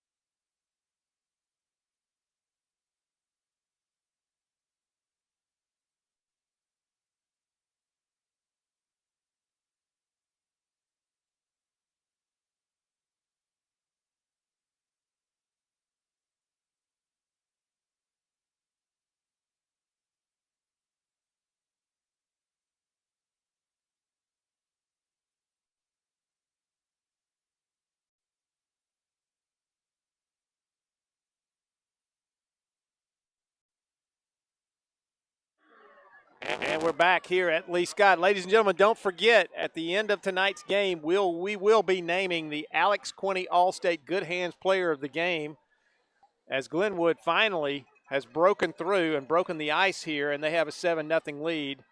Preparing to kick off here, Sauerwein for the Gators. He hasn't kicked off since the opening kickoff of the game, Noah. That tells you what kind of game it's been. He's been playing Royal Match on his phone on the sidelines, I guess. And that was a little squib kick. It's going to be fallen on over there by Lee-Scott. 6:43 to go. And, folks, don't forget, at the conclusion of tonight's game, if you hadn't had enough football, you're going to get a little more. The GIAA scoreboard show will be on after the game with scores from all points in Georgia. It'll be at GIAA.tv and the GIAA Facebook page. Speaking of the GIAA, the softball championships going on in Columbus, Georgia. They will continue tomorrow with championship Saturday. And here we go. Max Hammer takes the snap. He's going to give to Zachary, and Zachary's going to get a nice gain up near midfield, and he finally goes to the ground. He's a tough, bullish runner. And he gets a big gain on 1st down and another 1st down for the Warriors. 6.5 minutes to go in this third period. Glenwood now leads it 7-0. We had a scoreless first half, and pretty much everybody was kind of astounded by that with these two offenses. Hammer, two receivers to the left. He's going to throw quickly out in the flat and brought down over there. Let's see, going to be a gain of what, about 4 or 5 yards? Yeah, it was a great tackle out there by Tyler Clarity in space to bring him down. Let's call it 2 yards. 2nd and 8 now from the 48-yard line.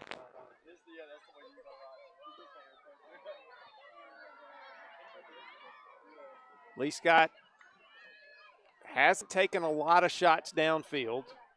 They've been content to use that short passing game in their running game so far in the contest. Hammer with Zachary in the backfield. Twin receivers to the right. Single receiver to the left. And I got that backwards because I'm looking at it from the wrong way. And here's a run, and that's Zachary. He bounces off tacklers. He's still on his feet down in Glenwood territory all the way to the 35-yard line. And boy, what a tough run by Zachary. When Buster Daniel got here in 2020, he preached physicality and the weight room, and they rode it to 2 state championships in their last 2 years in the AAIC. If Lee-Scott's going to find a way to come back and win the region tonight, it's going to be on the heels of that. So to the 35-yard line, 1st and 10, the Gators' 35-yard line. And let's see if this Gator defense can rise up again and put up a wall. A little front toss. They're stringing that one out. He still gets to the edge, and that is Preston Hughley. And that goes as a pass completion because it was a forward toss.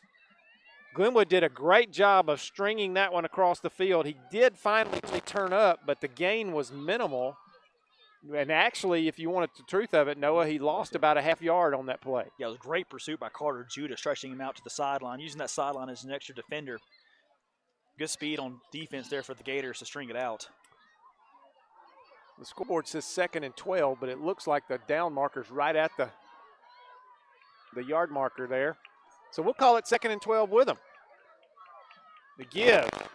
Oh, hit hard. That is Zachary, I believe. No, that's not Zachary. That is Braxton Cox on the carry for the Warriors. And he is going to get a 2-yard gain, and it's going to bring up 3rd and 10. And a big play for the Glenwood defense right here, Noah. Yeah, as you know, at the 35 in Gators territory, got to be 4-down territory for the Lee-Scott offense. No doubt. Another big set of downs upcoming, 2 plays for the Warriors to get 10 yards. The Gators defense has held up firm so far. Let's see what the Warriors have on offense to try to change the tide on that. Hammer with Zachary in the backfield. He's going to fake it. He's going to roll to his right. He's hit as he throws, and it's incomplete. And I did not see, was that 66 in the backfield that made the hit? Tucker Sherman was back there. I'm not sure if he's the guy that hit Hammer when he was throwing, but he was in the backfield with him as they got up off the ground, and that's going to fall incomplete. It's going to bring up 4th and 10. And they are going to line up in an offensive formation, not in a punt formation. Hammer tries to do a hard count. Doesn't fool anybody. Now he calls the play. Gonna be a quick kick. He pops it up short in the middle of the field, and it takes a backward bounce, and it's going to be down to around the 17, 18-yard line. And we'll take a quick break, and we'll come back with Glenwood with the football. 3:25 to go in the third quarter on Georgia Alabama Sports Live.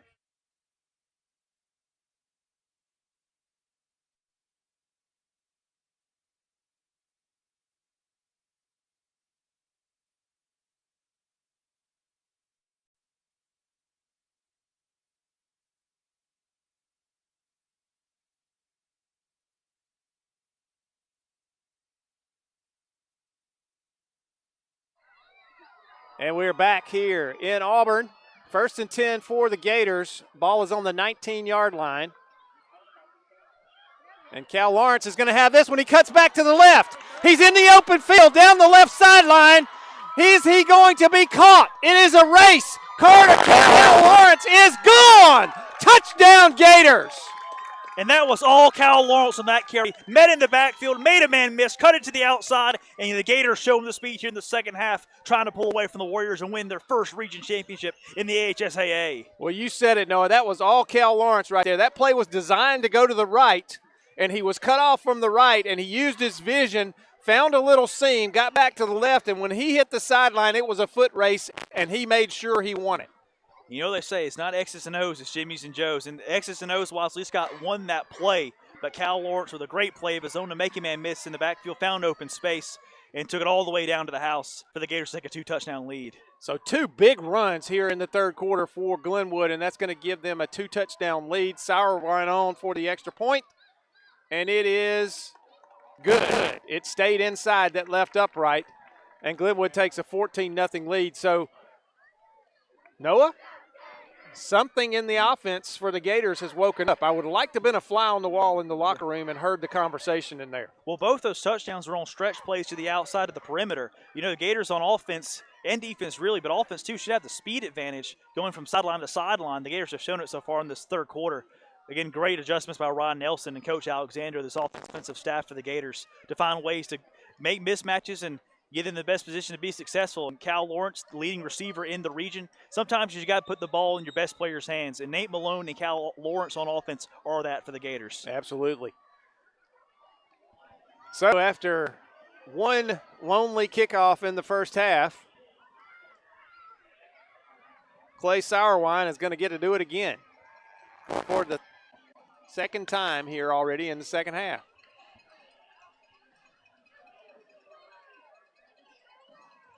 Lee-Scott got to be a little bit stunned here after 2 big plays. And again, they've been able to have success on the offensive side, but every time Glenwood has risen to the occasion and stopped a drive.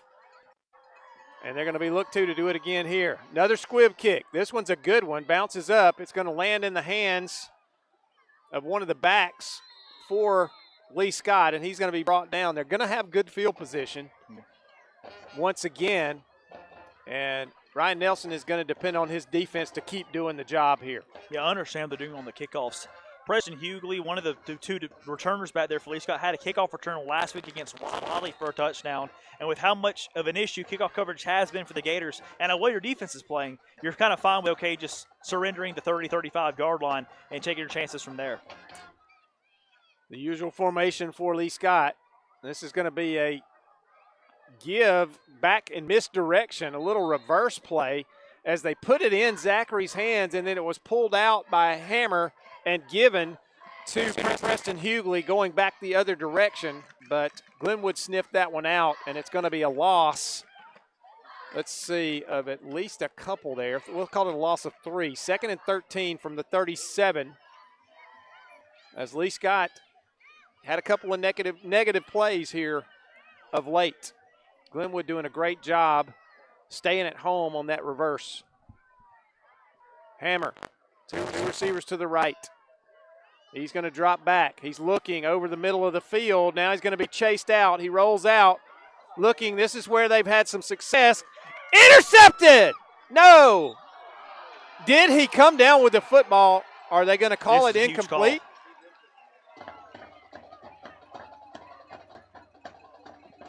They're going to call that complete. They're going to put the football down. It ended up in the hands of Barrett Cook. And I thought the ball was intercepted. It looked like he took it right out of the hands of Zayden Hart in midair. What a play. What a job by the receiver, because Glenwood was all over that, and it ends up being a big play for the Warriors. What a job by number 17, Barrett Cook. 1st and 10 for the Warriors. Zachary has his legs hit. He's still up, though. You're going to get a gain out of that. Not a big gain at all. Asher Long with the tackle over there. And actually, he lost a yard. 2nd and 11. So Glenwood's defense doing it again. And, you know, no, you can't fault the defense for that reception right there. That was just a great individual play by Cook. Yeah, and it was really a in hindsight, a rather careless throw by Hammer throwing it into coverage like that, but what a play by the receiver. Thought Hart had the interception. Cook came down with the pass, stripping it from his hands, and at least got the opportunity to get back in the ball game. Cox in the backfield. He'll be the protector for Hammer, who looks over the middle. Oh, it should have been intercepted. Carter Judah let that one get through his hands. It falls incomplete, but he threw it right to him. He was in the right place at the right time, just didn't make the interception. Like slipped right out of his hands, and tell you what, the dew on the field, you can really see it now. Yeah, I can imagine that football's getting a little damp out there. Got to be getting a little slick. Tough to make those all-hands catches like that. 3rd and 11 now. Glenwood, another chance here to stop a Lee-Scott drive. The ball sits at the 35 of Glenwood. 1:33 to go in the 3rd period. Hammer back, looks, throws it up down the right sideline into the end zone, knocked away. Great play. That is Jace McMillan knocking that ball away over on the right side. And let's see. There's no flags. I thought for a moment there was a flag back there, but it's going to be 4th down and 11 from the 35. And looks like the punt team's going to come on. And actually going back to punt this time instead of Hammer is going to be Barrett Cook, who made the big reception. What play on the back end by McMillan, had him step for step, and now weird formation for Lee-Scott. And a really nice throw. Really nice throw from Hammer. They're trying a little trickery here. And now that's going to be a delay of game. They're going to back it up 5 yards. So trying a little trickery, a little gamesmanship there to see if they could get Glenwood to maybe jump, maybe do something there. And it is not a timeout. And now, let's see. Very strange formation, only 3 linemen down. Really strange formation. 3 down linemen, a wad of players over to the right. And it looks like Wyatt Watley. And another delay of game penalty. They're going to back them up 5 more yards. And either this is a strategy just to get them more room to make a regular punt here, Noah, or they really just can't decide what they want to do. Yeah, I think it's just to give Hammer some room to punt and try to pin them deep, pin the Gators deep in their own territory. And the punt, we'll let the punting units out, but it is going to be Barrett Cook to punt it away for Lee-Scott. Nobody is deep for Glenwood, by the way, Noah.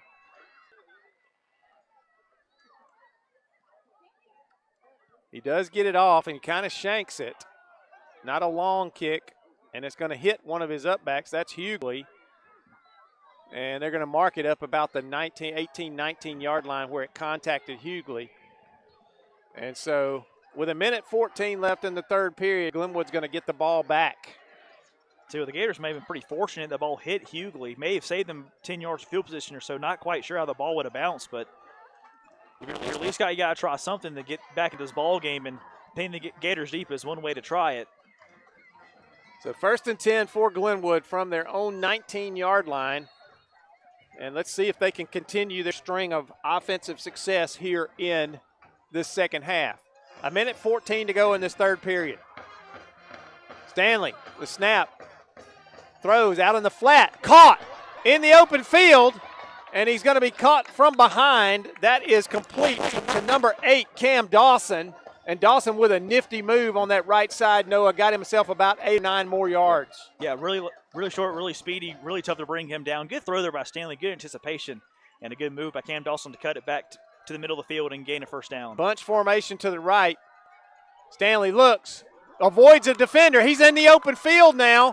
He's going to get over toward the sideline, and he's going to go out of bounds, and he's going to be hit, and there's a 15 more yards.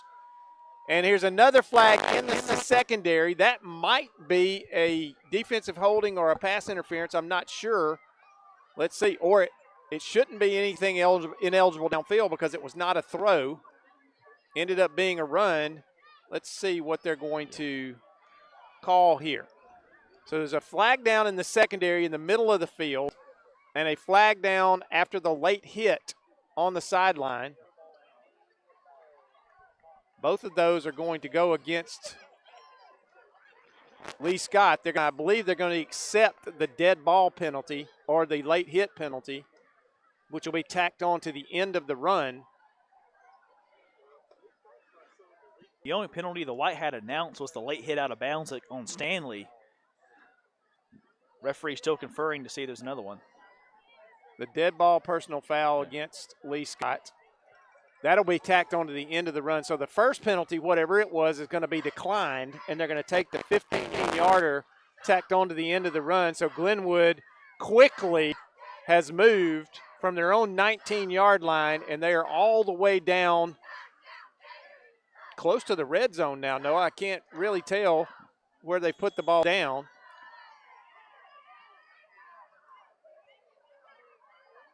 Let's see, they haven't put it down yet. So they got to mark the penalty off from the end of the run, and they are going to be in the red zone.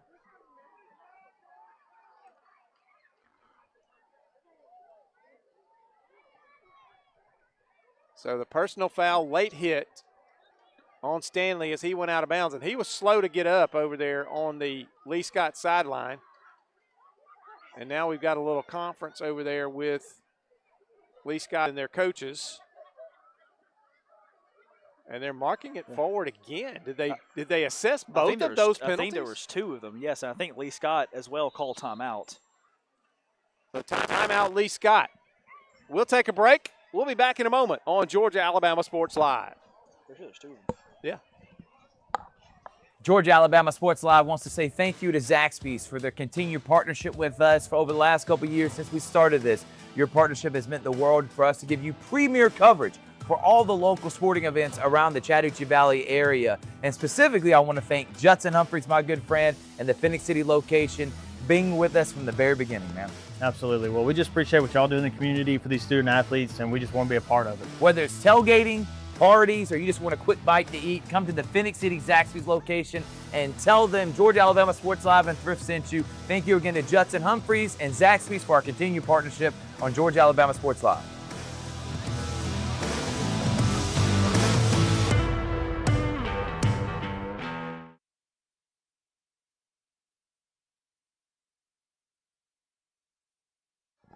And welcome back to the Zaxby's Game of the Week with Glenwood here. We're at Lee-Scott. It is 14-0 Gators. 50 seconds left in this third period, and Glenwood all the way down to the 9 after two personal foul penalties against Lee-Scott. One a live ball and one dead ball. The give is going to be to Carter Judah, and he's going to be bottled up. And let's see, did he gain anything or did he lose yardage there? Was on the 9-yard line. And let's see if they're going to put it down here. We're going to call it, he lost a couple back to the 11, so it's going to be 2nd and goal from the 11-yard line. We're at 20 seconds and counting here in this third period. Stanley in the shotgun, two backs in the backfield, two receivers to the right, a single receiver to the left, and here is a false start or a formation penalty one against the Gators. So that's going to back them up to this is a 16-yard line. It's going to be 2nd and goal from the 16. 11.2 seconds left in this third period.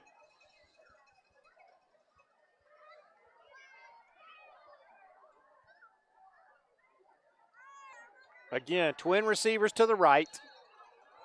Single receiver to the left, two backs in the backfield with Stanley.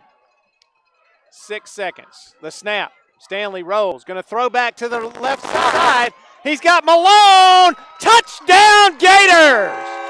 What a nice design play right there, Noah. The misdirection, and now flags are all over the place at the end of that play. And Malone just slipped out of the backfield to the left side there, Noah. And Stanley rolled to the right, looking to the right, and then stopped and tossed back to the left. And an easy 16-yard touchdown for Malone. Yeah, the whole Lee-Scott defense bit on the fake to the right. No one left on the left half of the field. Another great play design by Ryan Nelson and Coach Alexander. And the Gators finally find a rhythm on offense. And now up 3 touchdowns as we end the third quarter. And I guess that was an unsportsmanlike Yes, unsportsmanlike celebration penalty against Glenwood. That's going to be assessed on the kickoff. Both teams. Both teams. So 20-0. Sourwine on for the extra point here.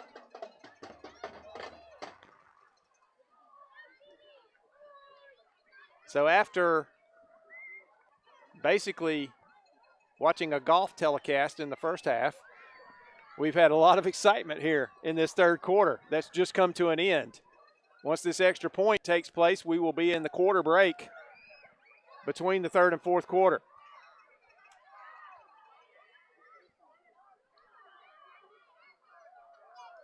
The Gators have made tremendous adjustments on offense. They really have. Really challenging the Lee-Scott defense on the perimeter. Really the first time they've done it tonight, and that's where the advantage has been in the third quarter, and the Gators have dominated the second half so far. You got to credit the staff of Glenwood for the adjustments that were made at halftime.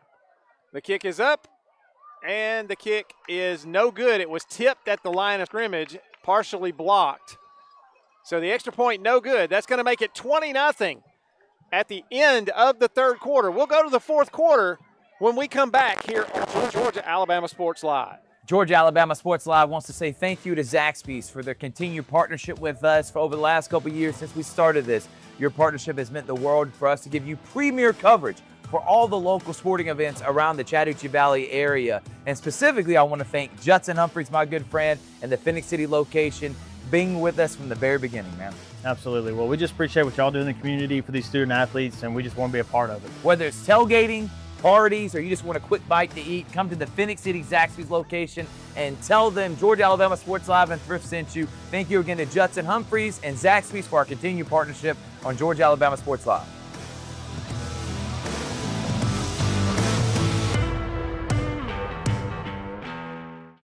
Hello, everybody. This is DJ Jones with the Sports Visions Morning Show for the best in local, regional, and national sports news. Weekdays from 6 a.m. to 9 a.m. You can find the Sports Visions Morning Show on Facebook, YouTube. Also, you can listen to us on Apple and Spotify by typing in the Sports Visions Morning Show, and download the Sports Visions radio app right now in your app store today. Sports Vision 92.1. We are your hometown sports guys. Back at Lee-Scott. Glenwood set to kick here. 12 minutes remain in this contest. Now they're going to back it up. It was against Glenwood. It was the celebration unsportsmanlike against Glenwood. So that's going to go back 15 yards. They're going to kick off from the 20-yard line. Is that right? 20 or 25?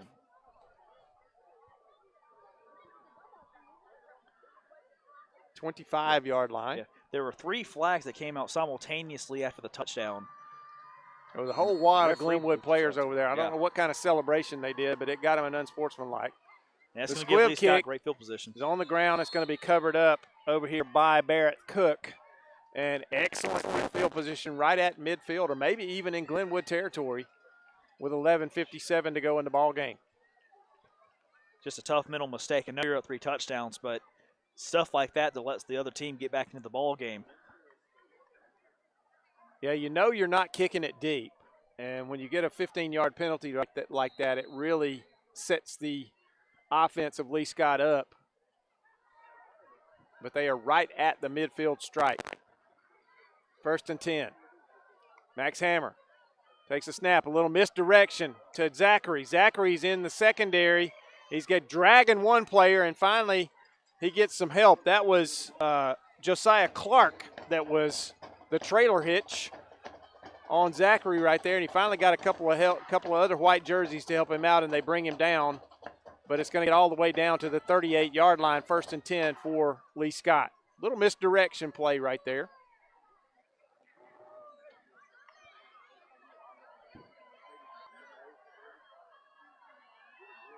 One back in the backfield. This time that is Braxton Cox with Hammer. Hammer's going to give to Cox. Cox cuts back to the left side. Little counterplay. The ball was loose briefly. And we've got an injured player.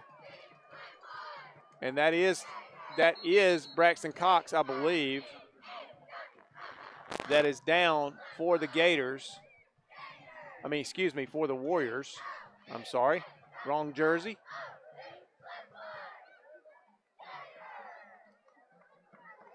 The officials immediately called for the trainers to come out. I hope this is not a serious injury. And it looks like he is up. He's going to hobble off a little bit, but he's okay. Good to see. 11:14 to go. It's going to be second and about 3 yards from the 31-yard line. So Glenwood would love to keep the goose egg on the other side of the scoreboard, but they're going to have to bow up right here and play some of that good defense they've been playing all night long. Hammer, quick pitch out to Zachary. Trying to get the edge. He stops. He cuts back to the middle of the field. He's going to have his legs taken out. And a good tackle, good open field tackle by Zayden Hart right there. Probably saved a touchdown, Noah. But good effort right there by Zachary. And how many times have we seen Lee-Scott in Glenwood territory tonight and not take advantage? If the Warriors want to come back and make this ball game, this is the chance right here. This is the time to take advantage of good field position for the first time tonight. Hammer. The give to Cox, who's back on the field after the injury, and he's going to go down quickly. I believe that was Cox. Yes, it was. And that one's going to be a minimal gain, about yard, maybe 2. 1 yard to the 18-yard line. 10:20 to go in the contest. Lee-Scott trying to get on the board for the first time. Glenwood trying desperately to keep him out of the end zone. Zachary back in the backfield now with Hammer. Hammer's going to look to throw, looking to his right. Can't find anybody. He's being chased now. He's going to get it down toward the corner. Caught. Touchdown, Lee-Scott. What a nice job by Max Hammer right there. And he found his receiver. I believe that is Easton Gregory on the catch down there. I believe. I'm not 100% sure. He just went over and had a seat. He said, I did my job. I'm going to come over here and have a seat on the bench. And it was a great throw by Hammer, throwing it to a spot where only his receiver can make the play. But that drive started after a personal foul against the Gators. Short kickoff gave Lee-Scott great field position, and the Warriors take advantage of it for the first time tonight and finally getting on the scoreboard into the end zone. Thomas Carmichael will be on for the extra point. The snap, the hold, the kick, and it's good. It stayed inside that left upright. And with 9:59 to go in the contest, it is now 27. Glenwood 20, Lee-Scott 7. So the Warriors finally get on the board. And like you said, Noah, that was really helped by tremendous field position after the unsportsmanlike conduct penalty.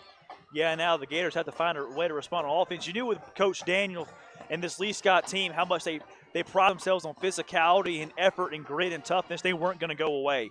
So you got to find a way to pull away. You got to win this game. You can't sit back, play conservative, and let them get back into it. You got to go out and score again and find a way to pull away here in this fourth quarter if you're the Gators. Ladies and gentlemen, for the ultimate wrap-up of Georgia high school football, don't miss the GIAA Scoreboard Show presented by the Beck Center. Richard and Thrift will get you caught up on all the action from every corner of the state live tonight on the GIAA Facebook page and GIAA.tv. Also, don't forget, folks, we will be naming the Alex Quinney All-State Good Hands Player of the Game later in this fourth quarter. And we've got some candidates here so far. And but still a lot of football to play. Just less than 10 minutes left in this contest. And that's forever in football. It absolutely is. A lot can happen. Looks so like an onside kick look. Carmichael will kick off, and he will squib it to the other side, and a good job by Glenwood. That is number 10 for the Gators, Klein Edwards, who grabs that one and goes to the ground. Good hands right there by Klein Edwards, and Glenwood will have excellent field position on the failed onside kick attempt. It looked like the Gators' special teams were confused. They all stood up to the left with the kicker being right-footed. He kicked it back to the right, and it was a good play by Klein Edwards to adjust to it and react to it and get on top of it and fall down for the Gators to keep possession on offense. 9:57 to go in the ball game. Stanley in the shotgun. He's going to give it, and ball's on the ground, and Lee-Scott is going to have it. Just never got the exchange, did Malone from Stanley. Never got the exchange, and the ball popped out, and it was in no man's land. The only people close to it were two blue shirts. And Lee-Scott gets a huge turnover here, Noah. And that's really the first big mistake by those Gators offense. Of course, Stanley had the pick on the first drive, but they're up 13. You've been running the ball great the second half, trying a way to grind it out, get down the field, score a game-sealing touchdown. But, man, what a turn of events. Just not a clean pitch, not a clean carry by Malone, and Lee-Scott with a chance to get back in the ball game just like that. And the bad part about it, Noah, it looked like that was going to be a good play for the Gators. And that one's incomplete. That pass was over to, or intended to, for Preston Hughley, and he couldn't hold it. But Glenwood had great coverage on it. I don't think the play would have gone anywhere, even if it had been completed.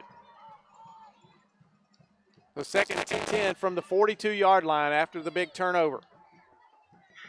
See if Glenwood can make something happen here and not allow Lee-Scott to get another quick score and make this a ball game.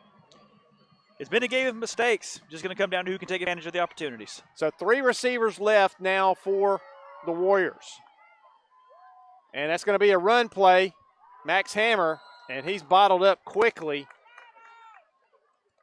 He's not going to get a lot right there. It's going to be 3rd and long.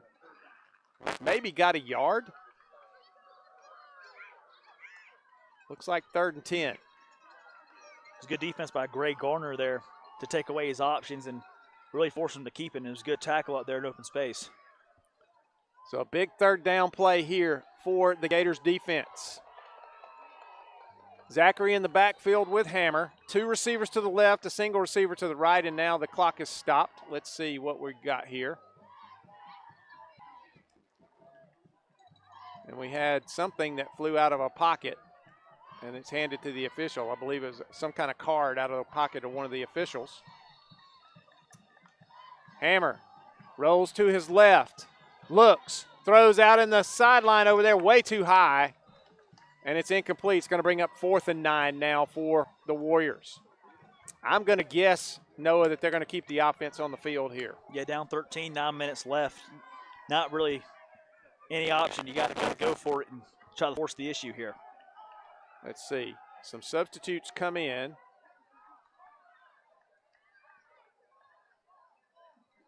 Let's see. Easton Gregory is back in the game. I know Hughley's out there somewhere. And Wyatt Watley and Gregory are going to be split to the left. Hammer drops back. He's now going to roll to his left. He plants. He throws deep and over for everybody. And Lee-Scott's hollering for interference, but there was no interference there. It was just well defended, and the ball was thrown almost uncatchable.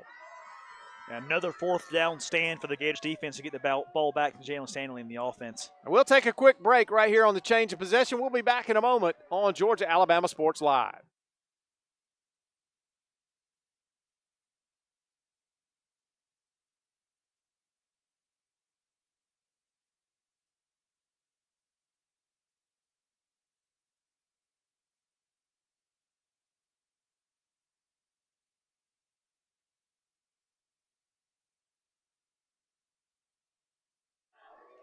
Back in Auburn, Alabama, the snap, the give to Malone. Malone's going to be bottled up. He's going to get some good yardage on 1st down there. Let's see where they mark him out of bounds. It's going to be really about a 6 or 7 yard gain. And a really hard fought 6 or 7 yards at that. They're calling it on the scoreboard 5 yard gain to the 46, so I guess we'll go along with them. This angle is really tearing me up, not being able to tell that distance. It looks closer than that, but it's 2nd and 5. 8:18 to go. The snap, the give to Malone again. He's going around the left side. He's going to get to the line of scrimmage and bottled up over there. Let's see, how much did he gain, if any? Actually, he loses a yard, I believe. So it's going to be 3rd down and about 6 now. Make it 3rd and 7 from the 44-yard line. Now, I did this all year last year when I was calling Glenwood games, Noah. I don't look for them to throw the football here. But lo and behold, what happened every time I said that last year, they threw the football and were successful.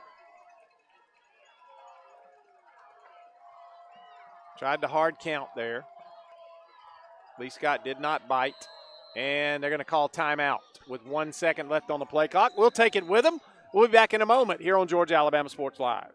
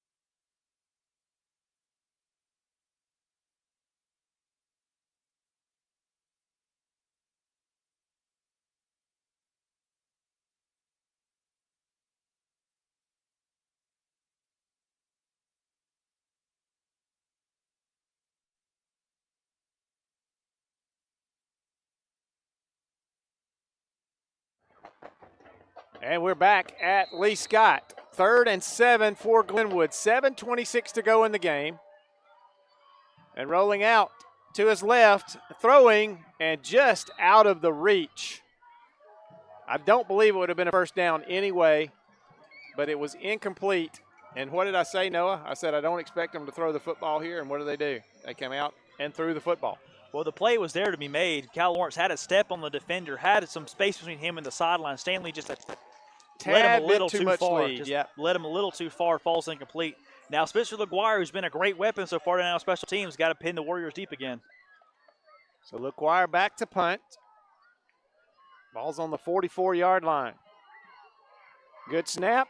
The kick is off. It's going to hit short, and let's see, it's going to take a sideways bounce, and now it rolls a little bit forward. So a good kick right there. Once again, he keeps it away from Easton Gregory. No return on it. It's going to be dead at about the 24-yard line. 23, let's call it the 23-yard line. 7:10 to go. So no harm, no foul there on the Glenwood offensive possession. And Lee-Scott has some of the worst field position it's had in this half, Noah. They've had pretty solid field position for the most part of the night. And this is just a really big character check here for the Gators. Low-scoring affair, really physical game. Got to grind it out in the fourth quarter. Do you have the mental toughness to last all 48 minutes? Hammer has Zachary in the backfield with him. He's going to get back to pass. He looks over the middle, incomplete. It hit his receiver. That was intended for Wyatt Watley. Kind of hit him in the hands as he was making a diving attempt, but he just couldn't hold the football. And Noah, I'm like you. I got to wonder if the amount of moisture in the grass tonight is affecting the ability of these receivers to make those hands catches. I'm not sure how well it's showing up on camera, but from where we're seeing with just the naked eye, you can see the footsteps all over the field in the dew. It's got to be having an effect on these receivers, and we've seen it even have an effect on the center for Lee-Scott, Baylor Lane. 2nd and 10 from the 23.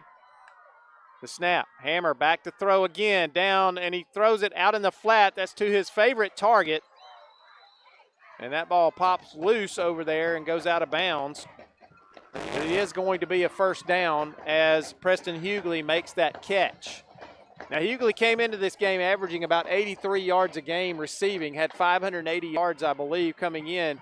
I don't believe he's up in that 80-yard range territory, Noah, but he's had a good night catching the football. Yeah, he's had a couple good catches for the Warriors, and down 13 with 6 minutes left. Got to all but abandon the run game here. Hughley in motion. They're going to give it to Zachary up the middle. He's still on his feet, rumbling down the field, up near midfield, and they're finally going to blow the whistle. His progress was stopped. But he never did go to the ground that time, Noah. Well, when you have a runner that tough, you're not going to beat him. You're not going to get him down with one man. There's got to be at least two. Zachary, one of the toughest runners in the region. But again, Lee-Scott moving the ball again as they really have all night. Just can they finish the drive? Or do the Gators defense on again, bend but not break. Up to the 47-yard line. It's 2nd down and 2 here for the Warriors. Ticking down towards 6 minutes left in the game. Hammer back to throw. Gets pressure. He runs out of it. Now he's going to run to his right. He's directing traffic there. And is it intercepted? Yes, it is. Interception, Gators. How about that? And that was Asher Long who made the interception. And the ball will go over to the Gators here with 5:58 to go. Let's see what are we doing here with the officials. They're going to talk. Yeah, they're going to talk about it. I'm not sure where Hammer's trying to really even throw the ball. It was a good adjustment by Asher Long to go down and grab what looks to be an interception. We've got a flag. Yeah. No, we don't. He's just going to call it. Yep, we do have a sideline warning against Glenwood. So that is not a yardage penalty there, but the next time it happens, it will be. So a sideline warning against the Gators. It's a little crowded on that sideline over there, to be honest with you. Not a lot of room between the fence and the sideline itself, so you really have to stay back. So Glenwood takes over. 5:58 to go in the game. A big possession here. If they can hold on to the football, they can pretty much put this one away, Noah. Malone grabbed around the head and held up. He's going to gain a couple maybe there. And let's see, the clock is stopped.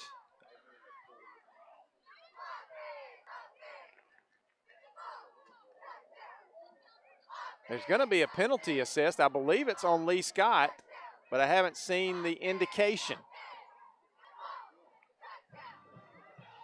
It's going to be a big one. Personal foul. Personal foul against the Warriors, and that's going to give 15 yards to Glenwood here. It's going to be 1st and 10 into Lee-Scott territory. Ball is at the 40-yard line. Seen a few of those tonight. In a rivalry game, you maybe expect a couple, but in a game where points have been at a premium, every one is crucial. No doubt about it. Clicking toward 5.5 minutes to go in the contest. Glenwood is waiting. They have just reset the play clock all the way back to 4. Now it's down to 25. They get it right. And now they put the play in motion. So Glenwood can run some time off the clock here if they choose before they snap the football. Use a little clock management. They're standing there looking, and they're waiting. Play clock down to 11. 10 now, and they'll run the play.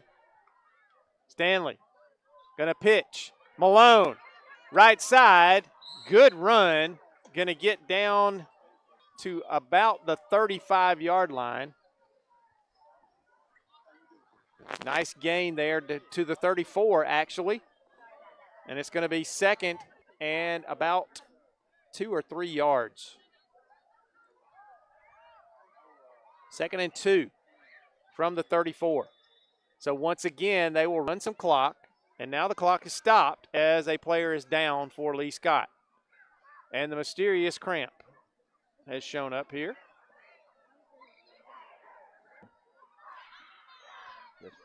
And he don't have a real cramp because he was bending his leg up and almost got up there. This is a Houston Clinic stoppage here at Lee-Scott for the impaired young man. Won't call him injured, I'll call him impaired. I will say he has been on the field for a lot of snaps tonight. Big return on special teams, plays in the secondary on defense. There's been a lot of snaps for Easton Gregory tonight. So he's all right. It's not hot at all, but it is humid. And it does take some, I'm guaranteeing you those guys are sweating a lot with this much humidity in the air. 4:44 to go in the game. And the play clock is put in motion now. Stanley, the snap, the give, Malone. He's going to be bottled up, and that is Zachary on the tackle, who just would not let him go. Got a handful of jersey and wouldn't let it go. And they could have run a lot more time off the clock right there, Noah, and chose not to. Yeah, I was about to say, we talk about clock management. I'm not sure if they knew, but the clock, if a defensive player is injured, the play clock's booked back to 25. And if the clock was running at the end of the previous play, the clock does run from that point. They could have ran about 15, 20 more seconds off the clock before snapping it. Play clock is at 19 now. And they try the hard count. Clock now at 10. Play clock inside 10 seconds. They got to get this one off. 6, 5, 4. They got to snap the football. 2. And they get it off. No, they do not. That's going to be a delay of game penalty. They lost track of the clock there. Stanley lost track of the clock. He never looked up, Noah, at the play clock on this end of the field. He kept looking to the sidelines, and then he adjusted his backfield. And that's going to end up being a delay penalty, and that's going to stop the clock, and it'll start on the snap. And that's a brutal one with 4 minutes left. Another first down runs another 2 minutes off the clock if Lee-Scott doesn't use the timeouts. And like to see, with the play clock running down, like to see Nelson even take the timeout there to try to set up a good third down play. 3rd and 4, now 3rd and 9, a way different story now for the Gators offense. 3rd down.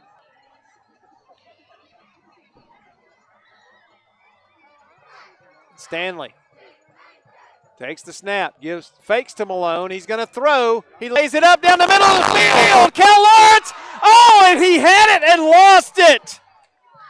Oh, my goodness. That was a sure touchdown right there. And it looked like Cal Lawrence just briefly took his eyes off the football and started looking toward where he was on the field, Noah, and let it get out of his hands. Not the first time we've seen that tonight. Of course, the moisture in there has been a factor, but, man, just got to – with how, even with the wet turf and the wet ball, just look, he was so open, just looking into your body. Man, would have been a game sealer there for the Gators, but it looks like they're going to boot it away. They're going to boot it away. They're going to let Lukewire try to pin Glenwood back deep here. He's going to have to lay this one up and try to get it toward a corner, but they do get it off. Lukewire boots it, and Gregory lets it go, and a nice bounce and a great job of coverage. As on the coverage, Jace McMillan is going to down that one inside the 5-yard line. 3:34 left in the game. We'll be back in a moment on Georgia Alabama Sports Looks Live.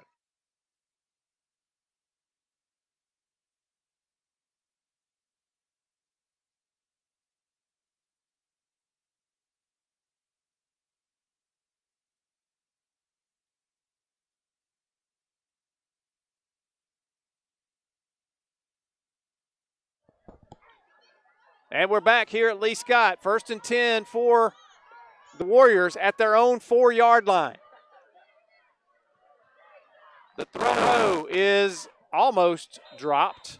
That was to Hughley over there. Just a little out route to get them some space, Noah, and a first down up to about the 17-yard line. And another bobbled catch there. That ball's got to be soaking wet at this point with how much it's been rolling around the dude. Been tough on these receivers. Both teams have dropped a touchdown. Of course, Cal Lawrence there dropped the game sealer for the Gators. Lee-Scott, remember back in the first half, had a man wide open behind the secondary. Yep. That was dropped. Would have been a huge play. So now we're even. But these field conditions, it's not easy playing out there. Seeing a few players try to slip too, trying to make cuts. It's tough sledding out there. Hammer rolls to his right. Pressured. He's going to throw now. Intercepted! And he's going to be tackled at the 10-yard line, and that is Nate Malone. Steps in front of that one, picks it off, and a huge turnover for Glenwood here in the 4th quarter. In the second week in a row. And a flag at the end of the play, and there's another flag in the middle of the field. Second week in a row, Malone's had a huge interception. Let's see if it stands. Let's see what we've got here.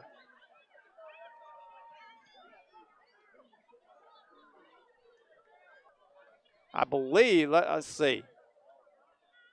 I believe it's going to stand. I think the interception is going to stand. But let's see what these flags are for.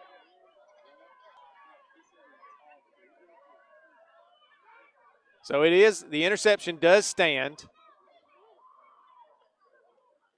Illegal block and then unsportsmanlike conduct. So instead of having it at the 10-yard line, there's going to be an illegal block and an unsportsmanlike conduct penalty assessed against Glenwood. So this is going to back them all the way up, probably outside the 30-yard line.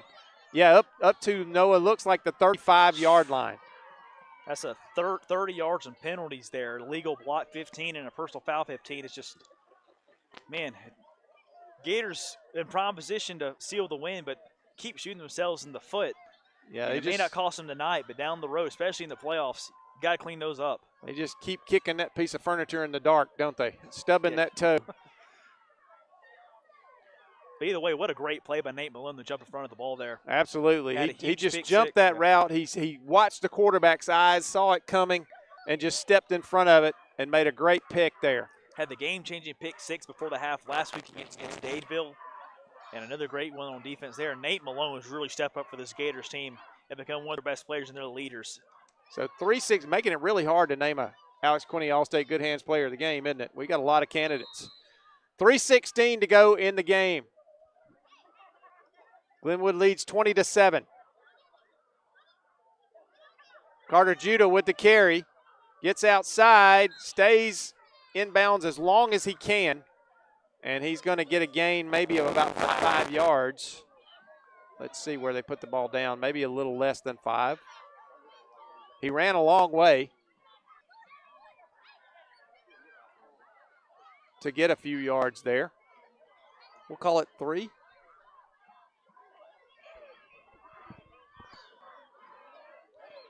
It was a good effort by Judah to gain 3, but he did the worst thing of all, that step out of bounds, stop the clock. 3:06 to play. Judah's going to get it in again. He's going to be grabbed at the line of scrimmage. He's going to fall forward, maybe get a yard there. Let's see, is Lee-Scott going to call a timeout? They've got 2 left. They are not. Now the clock is running. Under 3 minutes in the game. Going to be 3rd and 8. 3rd and 7, excuse me. So no gain on that play. 3rd down, 7 yards to go. We're at 2:40. 19 on the play clock, and Glenwood is smartly this time going to use some of that play clock. Now it's down to 10 seconds. They need to get to the line and get the play called, unless they're going to call a timeout here. Let's see what Ryan Nelson's going to do. I think he's going to call timeout, and he does, just before the play clock runs out. So good strategy there. Uses all of his play clock. He's down to 1 timeout left in the game. And we're at 2:19 to play, Noah, and it looks like, for all intents and purposes, unless something crazy happens, Glenwood's going to walk away with a region championship tonight. Well, a lot of crazy things have happened on this field, but it's been a really gutsy effort by the Gators. Not the kind of game they like playing, not the kind of game they're accustomed to.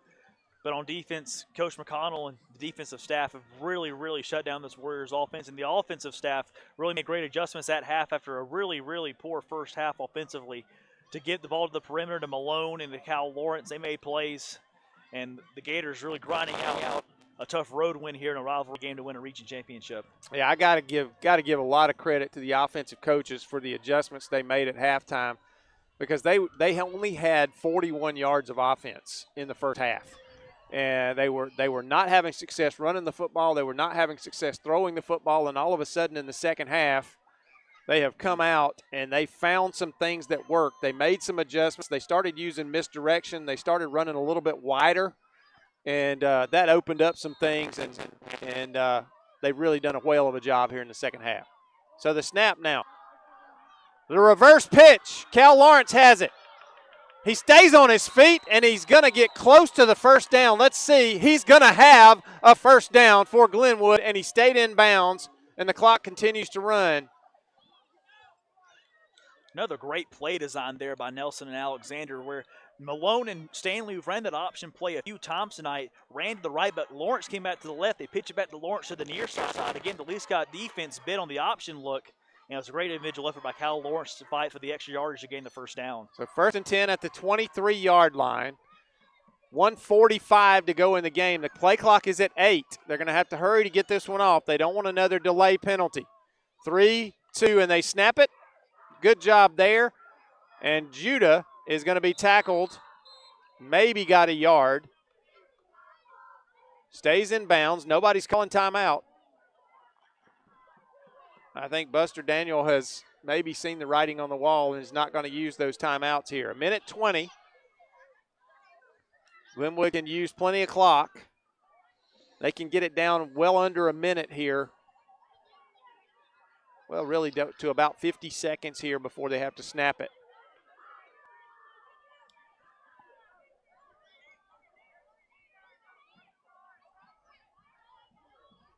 Six on the play clock. They'll snap it.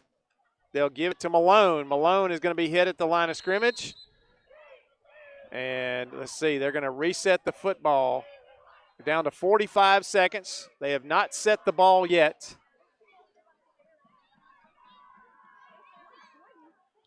They do. It's going to be third down.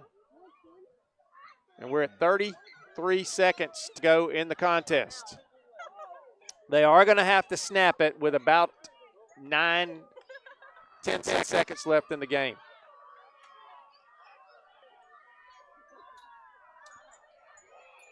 Seven on the play clock. 2. They snap it. He's going to run forward and hit a knee, and that's going to do it. That'll run the final seconds off this clock.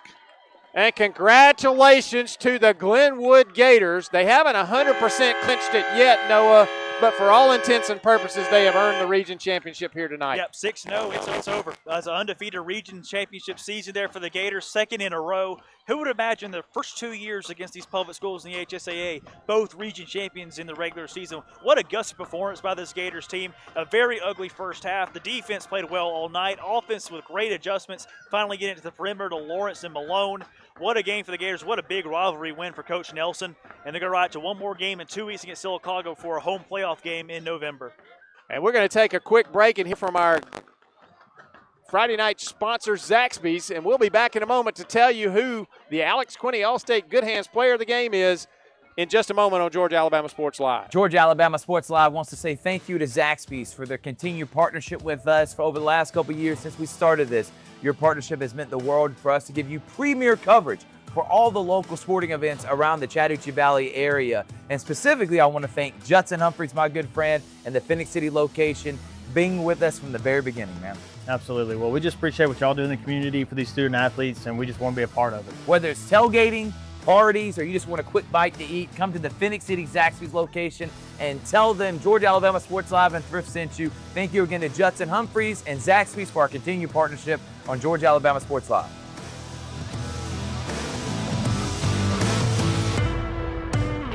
And we're back here at Lee-Scott. We're going to close this one out, but before we do, we're going to tell you about the Alex Quinney All-State Good Hands player of the game. And Noah, we had some choices tonight, and people watching this game might think it might be obvious of who we might choose, but we're going a little bit non-traditional here, and we're going to pick a guy. A lot of times they're not heralded, and they're not usually picked for things like this as a player of the game, but we're going to go with the punter for the Glenwood Gators, Spencer LeQuire, tonight, because he was one of their biggest weapons, and he did a tremendous job. He pinned them inside the 10-yard line a couple of times. He kept it away from their weapon returner, Easton Gregory, and he kept the Lee-Scott offense in negative territory all night long and did a fantastic job. So Spencer LeQuire is our Alex Quinney All-State Good Hands player of the game. In a game this low scoring, the only way you keep the other team from being shut out is good punting to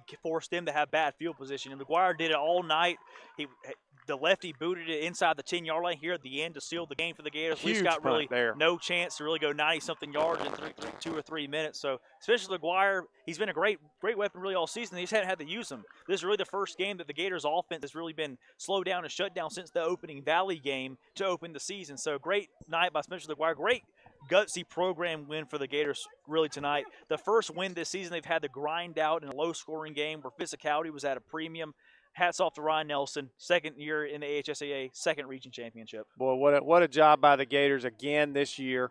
In only their second year of public school football. And got to give kudos also to Buster Daniel and Lee-Scott, because they've had a couple of good years in their first 2 years in public school football as well. They've had some big wins this year and a great game here tonight. They had a huge game plan coming in the first half against this Gator offense, and it was a defensive struggle all night long. In that first half, and hats off to Lee-Scott, great hosts here tonight, and just another big congratulations to the Gators and their coaching staff for another region championship. And this Lee-Scott Warriors team in the playoffs is going to be dangerous as well. We've seen what they play on defense. They're really athletic on defense, really stingy up front. Hamber can really fling the rock. The receivers can't get open. And Zachary in the backfield is really tough to bring down. So Lee-Scott can make some noise in this playoffs as well. It just wasn't their night tonight. But what a huge win for the Gators. 6-0 in region play as they close out region play. Have one more regular season game on Halloween night. Absolutely. Well, folks, it's in the books. It is Glenwood 20, Lee-Scott 7. We're going to close it out here tonight and say good night to you. And once again, don't forget about the GIAA scoreboard show on GIAA.tv and the GIAA Facebook page. That'll be coming up after all the games are over tonight. And we'll be back with you next week. And we also want to say a special thanks to our presenting sponsors, Glenn Smith Chevy GMC, Coca-Cola, Kinetic Federal Credit Union, and Jack Houston Hospital and the Houston Clinic for all they've done for Georgia Alabama Sports Live tonight. It is a pleasure to bring you high school football and high school sports here on GASL. For my man, Noah Shelton, for our producer, Tyler Dykes, I'm Mike Peacock. Good night, everybody. We'll see you next week on Georgia Alabama Sports Live.